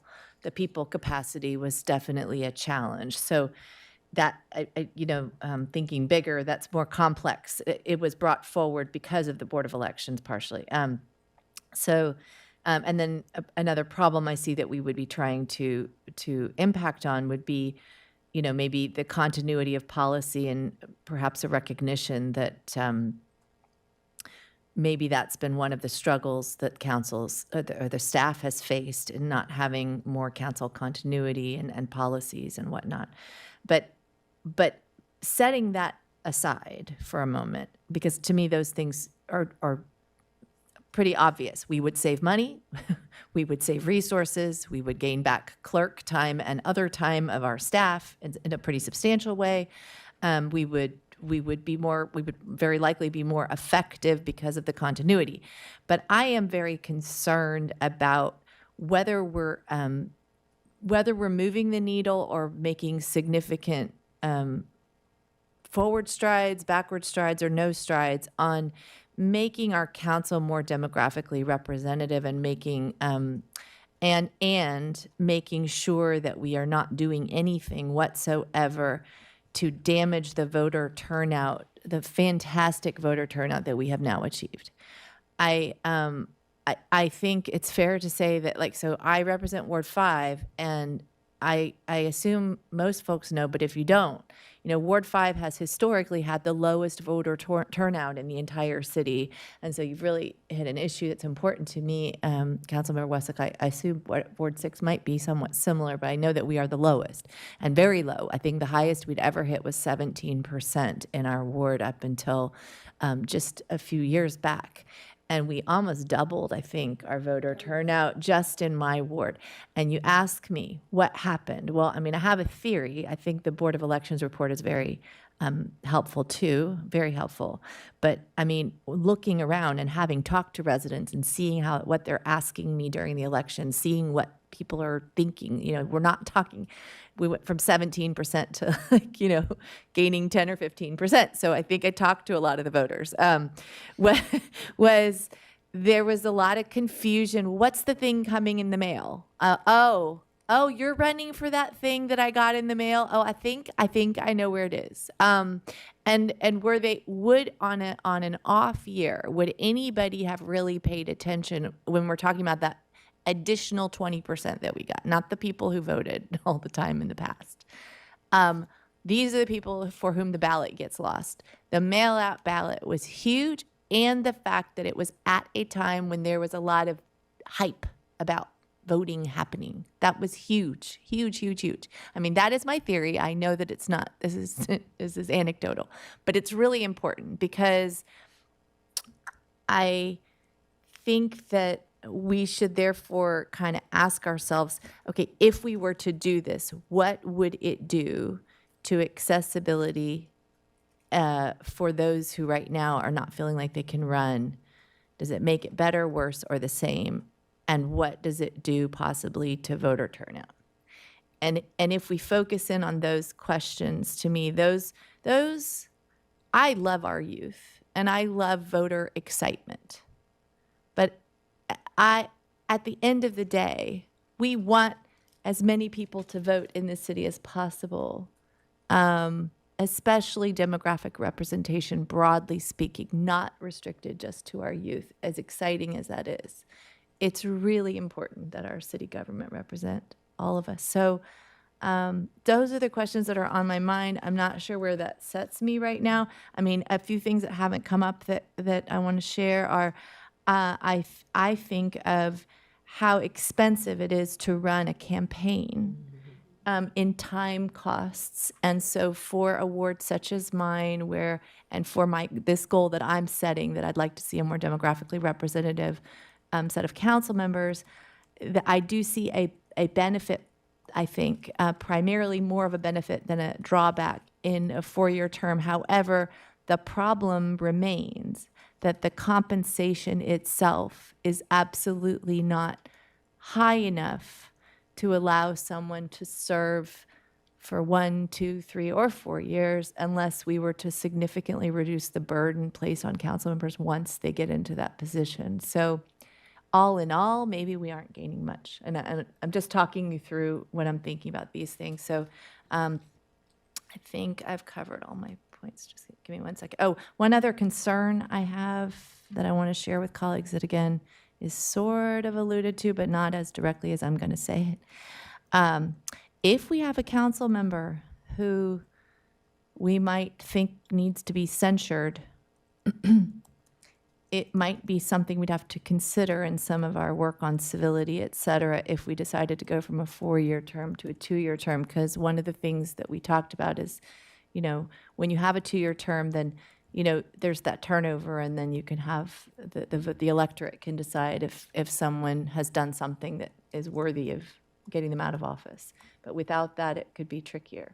And thanks for letting me chat through that. Thank you, Councilmember Honzak. Councilmember Schlegel. Thank you.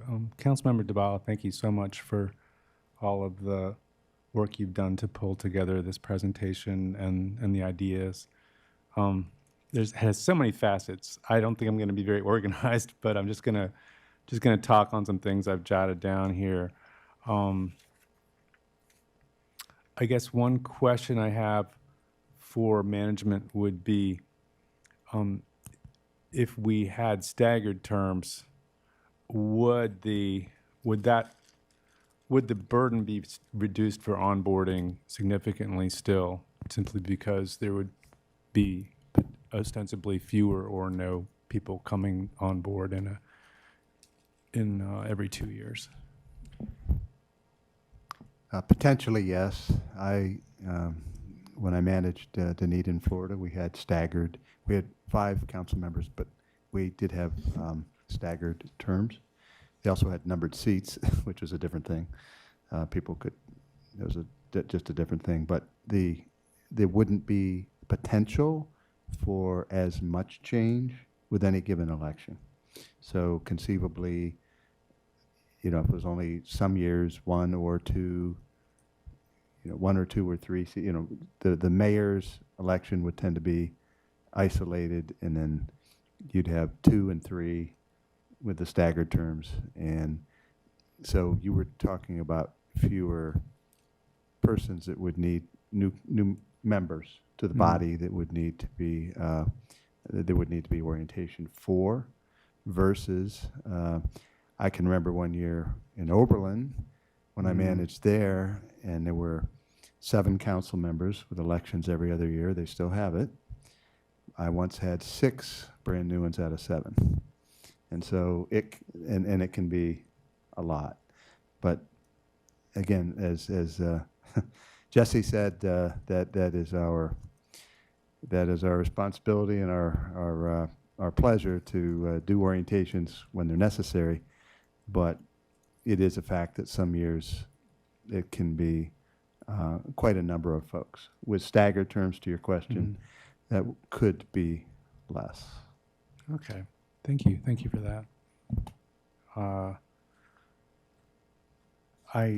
Some of these are comments, some are questions. So it's an interesting statistic, and thank you to you, Councilmember, and Arthur David Olson out there for the calculations of the average council term being 5 or 5.5 years. So I do get how that might argue for just switching to 4-year terms, but then really if people burn out after 5.5 years, then where are you at? Are we going to have a lot of people doing 1 4-year term and being like, I'm out? Or are they going to be ready to try re-upping for another full 4 years? It's something worth asking. I'm not asking for an answer. Yeah. And while I'm on that, it's not necessarily burnout. I think it's a calculus. I've actually run 4 times, for council seats, and so I've had a lot of campaigning experience. I was in one of those special elections, and each time I started by asking a lot of other people if they would run, but then I was stuck with doing it. But the calculus is so hard with 2 years, even when you have a family, and you're looking at what particular things might be going on with children or with aging parents. And it's so much harder to look 4 years out and have confidence that you could commit.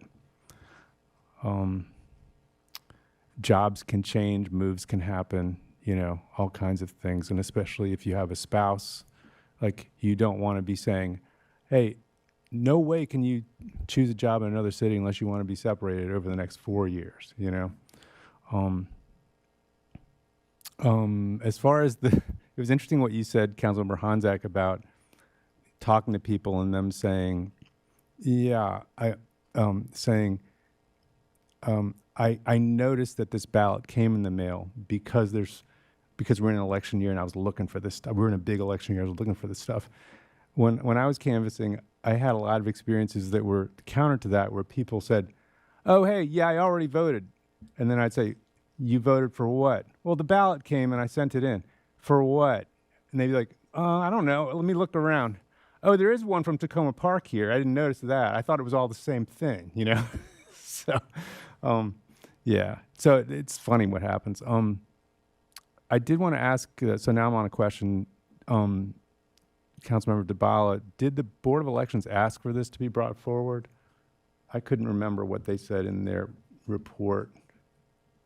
Did they ask for us to consider 4-year terms? No, I don't recall them requesting it, but In the 2024 election report? No. no. But they brought up a number of challenges with staffing, costs, okay. like all of those things, which, although they're not saying you need to switch to a 4-year. But that could it be a is- predicate to their subject. Yeah, it's like you have to figure out either pump more money into your elections where you can get more people, or figure out a way to lessen the workload. And so the only way you can lessen the workload is to figure out some way to mitigate your election schedule to kind of make it less. Okay, got it. Thank you. Councilmember Honzak mentioned concerns about how expensive it is to run a campaign in both money and time. And I didn't see that in either of your presentations, Councilmember DeBala. Was that something that you ruled out as an issue, like the time it takes an incumbent to run for reelection every, 20 months, get started again on that? Well, that, I didn't list it, but that's certainly true, that if I'm in a 2-year term, then starting about now, I'm starting to think about November, and then depending on who it is, I'm either full tilt boogie running from June, maybe sooner, or for sure, August or September. But no, I hadn't listed it.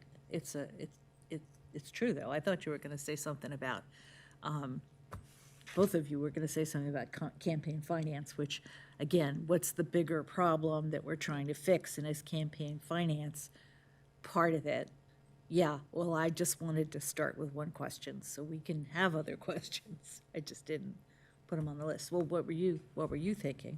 Well, Because I feel already people are starting to think about reelection Well, and talk about it. I think when we look at the potential downsides, is one of them was a view of incumbents trying to, make things easier for them.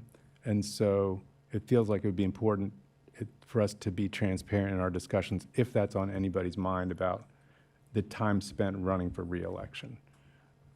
As opposed to doing the council job. Is that what you mean? The time spent running while doing the council job already. Yeah. If that is a factor that is on people's minds, I think it's good to put it there, Uh-huh. Yeah. Which is different from just not wanting to be bothered. Yeah. 'cause- Yeah. And, Okay. yeah. And All so right, just clarifying. And I guess, my experience of running while I'm a rookie on this group, my experience of running 4 times has been that it was so educational. Yeah. To be 2 times when I was running for mayor, like I was all over the city on every street. But regardless, like being on every street in your ward, the conversations you have, I feel so strongly that I need to be re-educated every 2 years probably, because I'm hearing from about the same 200 people a lot once I'm elected, and I have to get out. There's a lot of people who aren't out at events to chat. I'm exaggerating, 200. It's a lot more than that in my ward, who seem to be active on some issues, but still, like the conversations that I had with people who never participated in civic life, they need to stay resonating with me, and I'm concerned that I could start to get insulated from that by the time I got to year 3 and year 4. And I also appreciated the fact that this most recent one, it was a contested election, and so I thought that was really cool because Matt and Lucy were running, and Matt Bormet and Lucy Moore. And it just like allowed our forums and conversations to crystallize the current issues like around development and housing. And we couldn't have seen any of what was coming with the Trump era, but I felt like that, that was like a very powerful form of civic life. That there were a lot, scores of people were engaged in those discussions, and seeing that happen on a 2-year basis, I think, is nice at this local level. Let me see if I'm taking a lot of time. While you're flipping through that, may I? Sure. Yeah. So candidates who've been lucky enough to run unopposed have had this conversation over the past few years.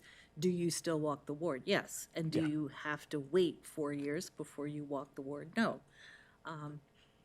And so there's an incentive to do it if you're in a contested election, but there's nothing to stop a council member from doing that every 2 years or even every year.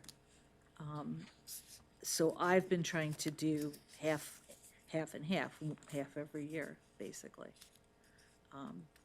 Not because I'm running for election, but because I need to stay in touch with people. I appreciate that. Thank you. And I'm not always necessarily making the goal, but you Yeah. know, I'm just Yeah, saying it's really- there's it's another hard. way of looking at it. Yeah. Yeah, but it certainly is more of an incentive if you know there's an election coming up. Yeah.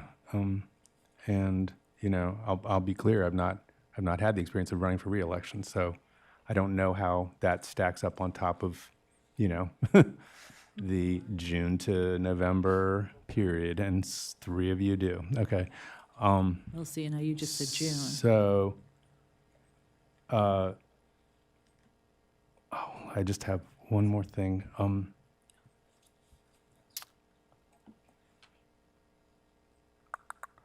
Just pointing out the U.S. House has 2-year terms.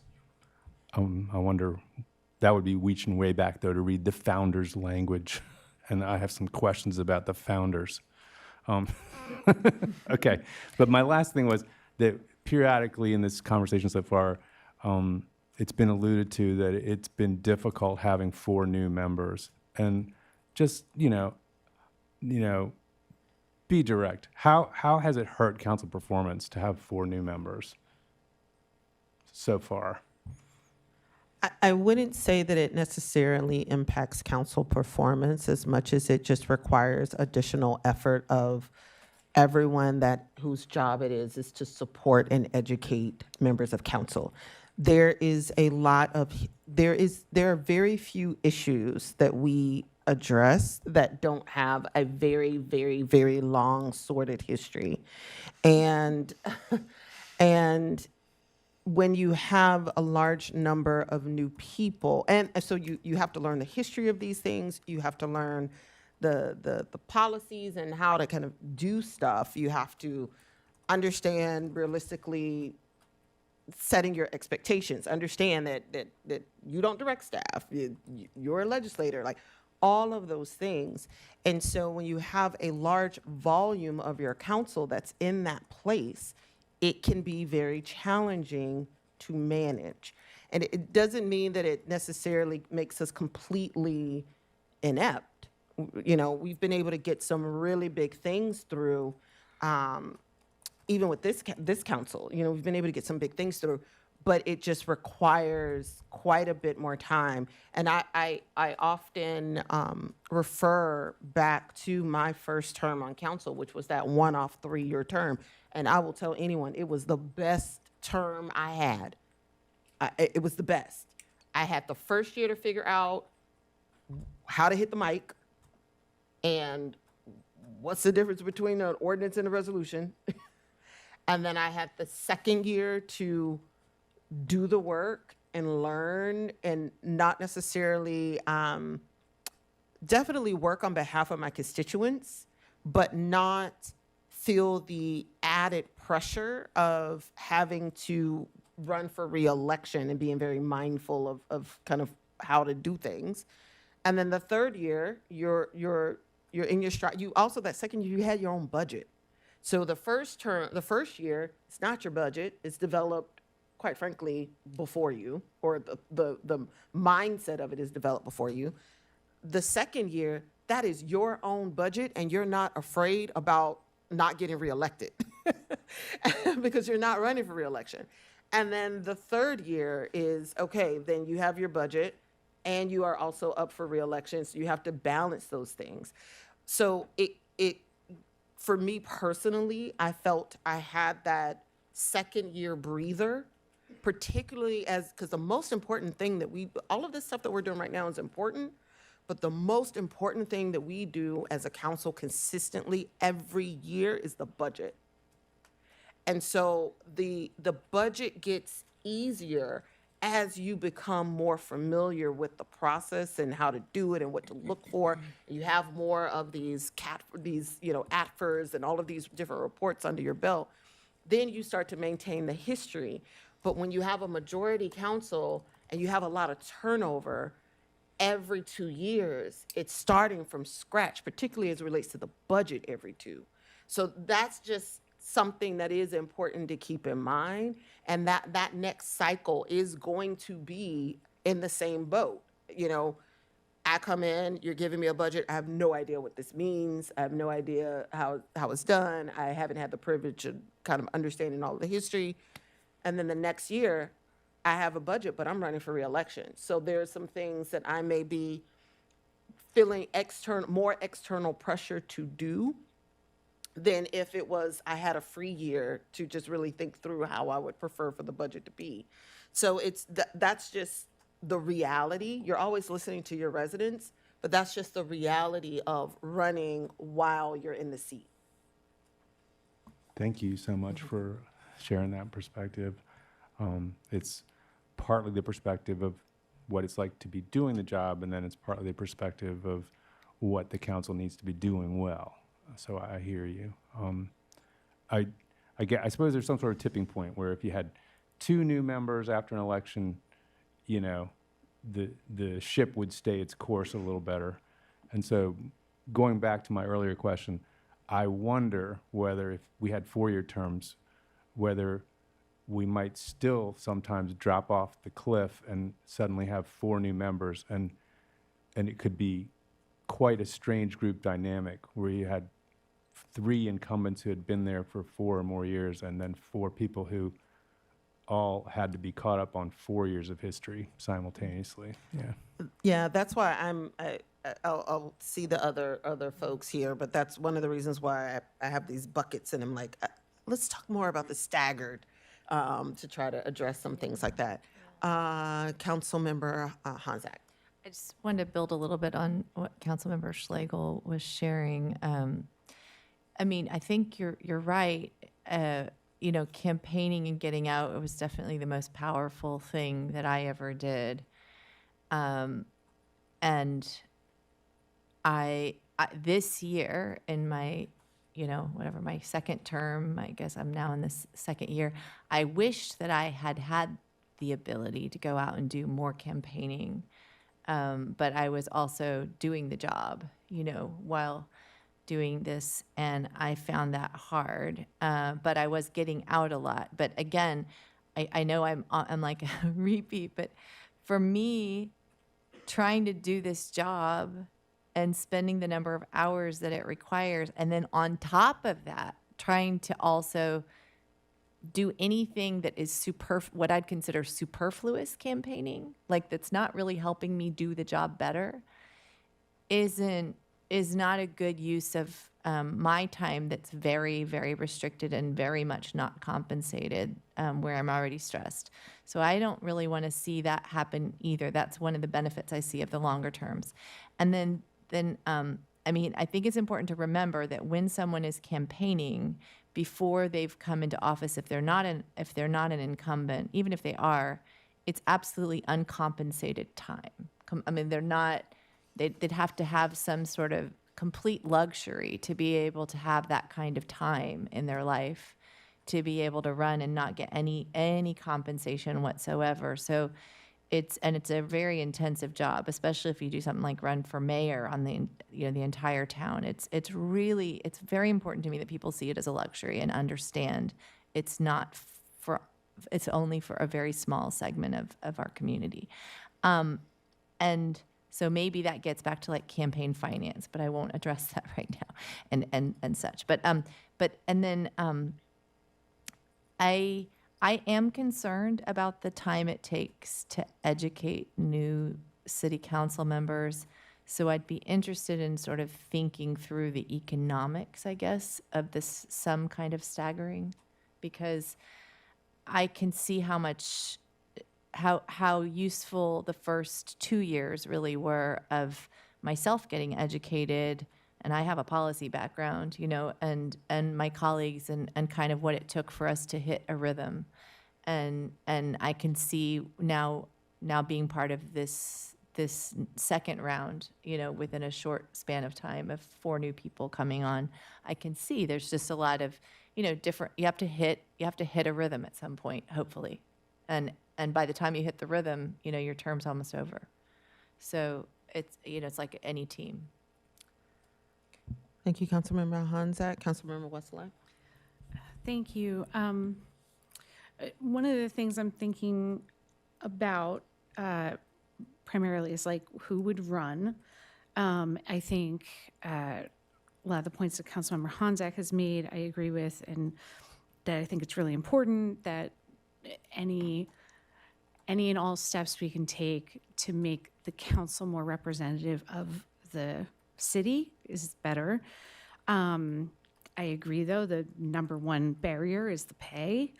So that's just like, I don't want to say elephant in the room, but it's like, okay, here's the elephant. It's pay. That's really the number one thing. Okay, so putting that to the side, I think it's interesting to think about, taking out campaigning as often, because that is very costly.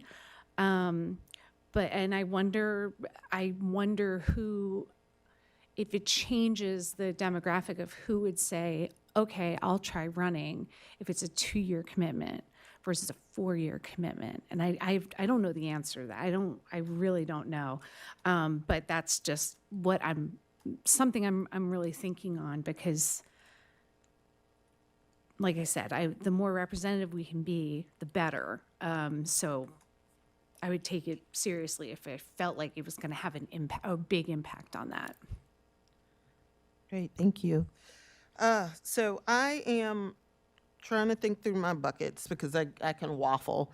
And so for me, it's about, okay, who's running? Like, how do we make sure that we're creating a process that will enable and empower people to run? I mean, I will say, it took a few people asking me to run before I decided to run for city council.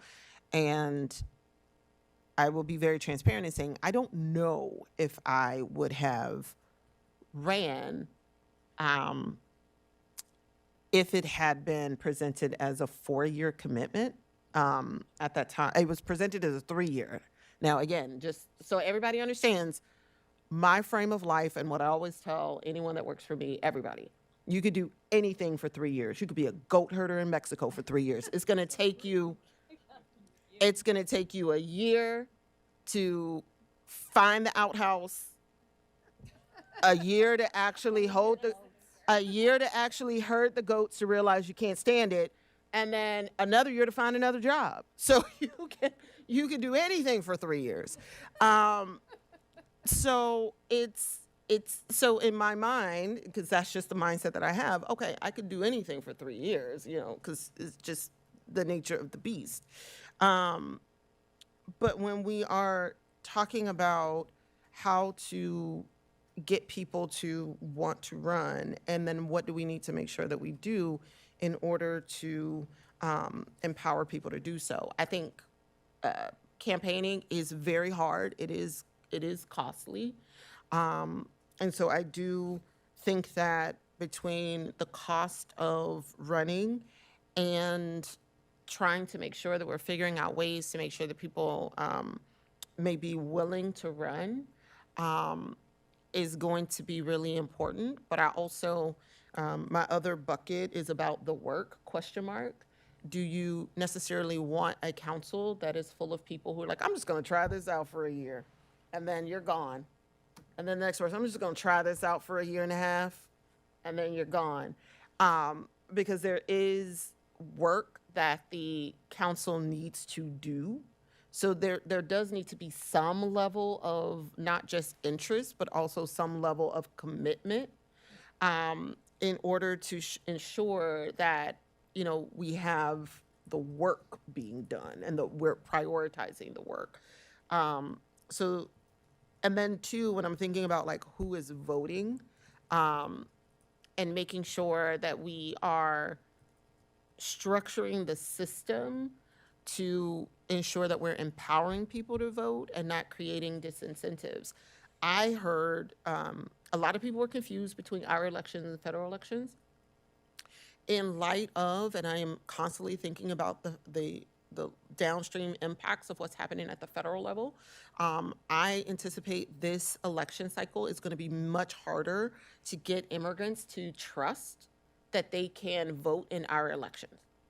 And the more that it is in alignment to some degree, and that's why I'm waffling, because I am concerned that the more that it is also in alignment with the federal election schedule and the ballots and all of that stuff, could that potentially cause someone to say, I'm undocumented, I don't feel comfortable voting in the city election anymore, even though they're allowed to. And that's just something that I'm trying to think through, in addition to what may happen with the youth and how their scheduling may work. And then also, you know, how much money does it cost? There's a lot of money that we don't have. And so how do we figure out a way to make sure that we're still able to, at a higher tier, reach our goals of making sure that we have a diverse group of folks that are willing to run, and that people still feel comfortable running, voting in our elections. And we're prioritizing the work and minimizing and creating efficiencies for staff as well. But then how do we do it in a way that's cost effective? So those are like some of the things that I'm just trying to waffle through. I'm not ready because it's late and I did not have dinner, which is part of the reason why I could barely read through the agenda tonight. But just trying to think through all of these moving pieces. The work, like making sure that the actual work that we're doing can be done effectively with staff and the budget and all of those things. And so what's a structure that might make a little more sense? Maybe it is a 4-year with a 2-year stagger, right? That means, okay, well then once you roll it in and the budget, for example, you have always a couple of folks that are already familiar with the process, and then you have others that can cycle in. So for me, it's like, okay, how do we make sure that we're able to create the environment that's easier for people to be able to dig deep into the work? And so those are some of the things I'm thinking through. I will say, I appreciate the point raised about aligning with the midterms for voter turnout, because again, I think we're having to balance different things. Because I also think that if we were to try to start this, I was questioning whether or not 26 is too soon, especially if we were to move through the process of staggering, which I'm becoming far more open to. But then what would that look like in terms of how to stagger it? Like, is it mayor one way, then, you know, mayor at one time and then council members kind of broken up in other ways? I don't know. I would be interested in how other communities are staggering their council terms. All right, Councilmember Schlegel. Oh, yeah, just one last thought. I forgot about staggering, actually, since you mentioned that. When I was reading the Board of Elections memo, they said sometimes you have to figure out at the outset, you know, who's going to be on for this election, who's going to be on for 2 years later, and then you can do a coin flip, or you can base it on whoever gets the largest margin of victory and say, okay, we're going to give them 4 years, and the other seats will have 2. Then I started thinking, like, how does that work when you have a 7-member council and 1 member is the at-large mayor, because then in perpetuity, like, let's take 3 numbers, let's say 2, 4, and 6. Let's say wards 2, 4, and 6 are also getting reelected at the same time as the mayor. Then for those members to think about running for mayor might be harder because they have to choose. Whereas the 1, 3, 5 members are like, hey, I'm midterm, I'll just take a shot at mayor. You know what I mean? I just wondered about that. Yeah. And so it seems like it might like lead over time to having 3 wards that were more likely to produce a mayor than the other 3. Oh, I see what you're saying. Yeah. Councilmember DeBala? Yep, we're wrapping up. Okay, in closing, I hear some areas people would like to see more information. I'm going to encourage you to have, Councilmember Weslick and I talked about this, that here's a question now, how do we get more information on it? So any thoughts that you have in the morning and when you wake up after sleeping on this about how to get the information to help inform this, that would be very helpful. Because I, for example, got 2 emails today, and one said 4-year terms are really going to harm diversity, and the other one said 4-year terms are really going to help because people who need to have a job, they need to know they're going to have a job. I was like, okay, so how do we pick 5 communities with 4-year terms and ask them how diverse their councils are? I mean, how do we get at these things? That's what I'm asking, is some help on that. And then to the initial question that Councilmember Honzak brought up, what's the problem we're trying to solve? I think there were 2. So if there was a pre-slide in front of this one, I think it would say that the one problem has to do with the issues that have been identified about our elections, and that the other problem has to do with how to make, which the Council Compensation Committee touched upon, how to best attract candidates that are diverse and how to support council members to be the most effective. And so in my perhaps naivete, I wondered if this might be a way to solve them. So, but I think to your very good question, there are 2 problems that I think we're trying to solve. So that's my last thought on that for now. All right. Well, Councilmember Honzak, I see another hand, but I would prefer, because we're almost at 11:30. Yes. All right. All right. Okay, wonderful. We're gonna have just so everybody knows, we're gonna have a couple more times to talk about this, right? Oh, yeah. So we don't have to get it all out tonight. Yes. So with that, I'm gonna just make sure folks are okay with me banging this gavel so that we can go ahead and call it a night. All right, great. Thank you all so much. Have a great night.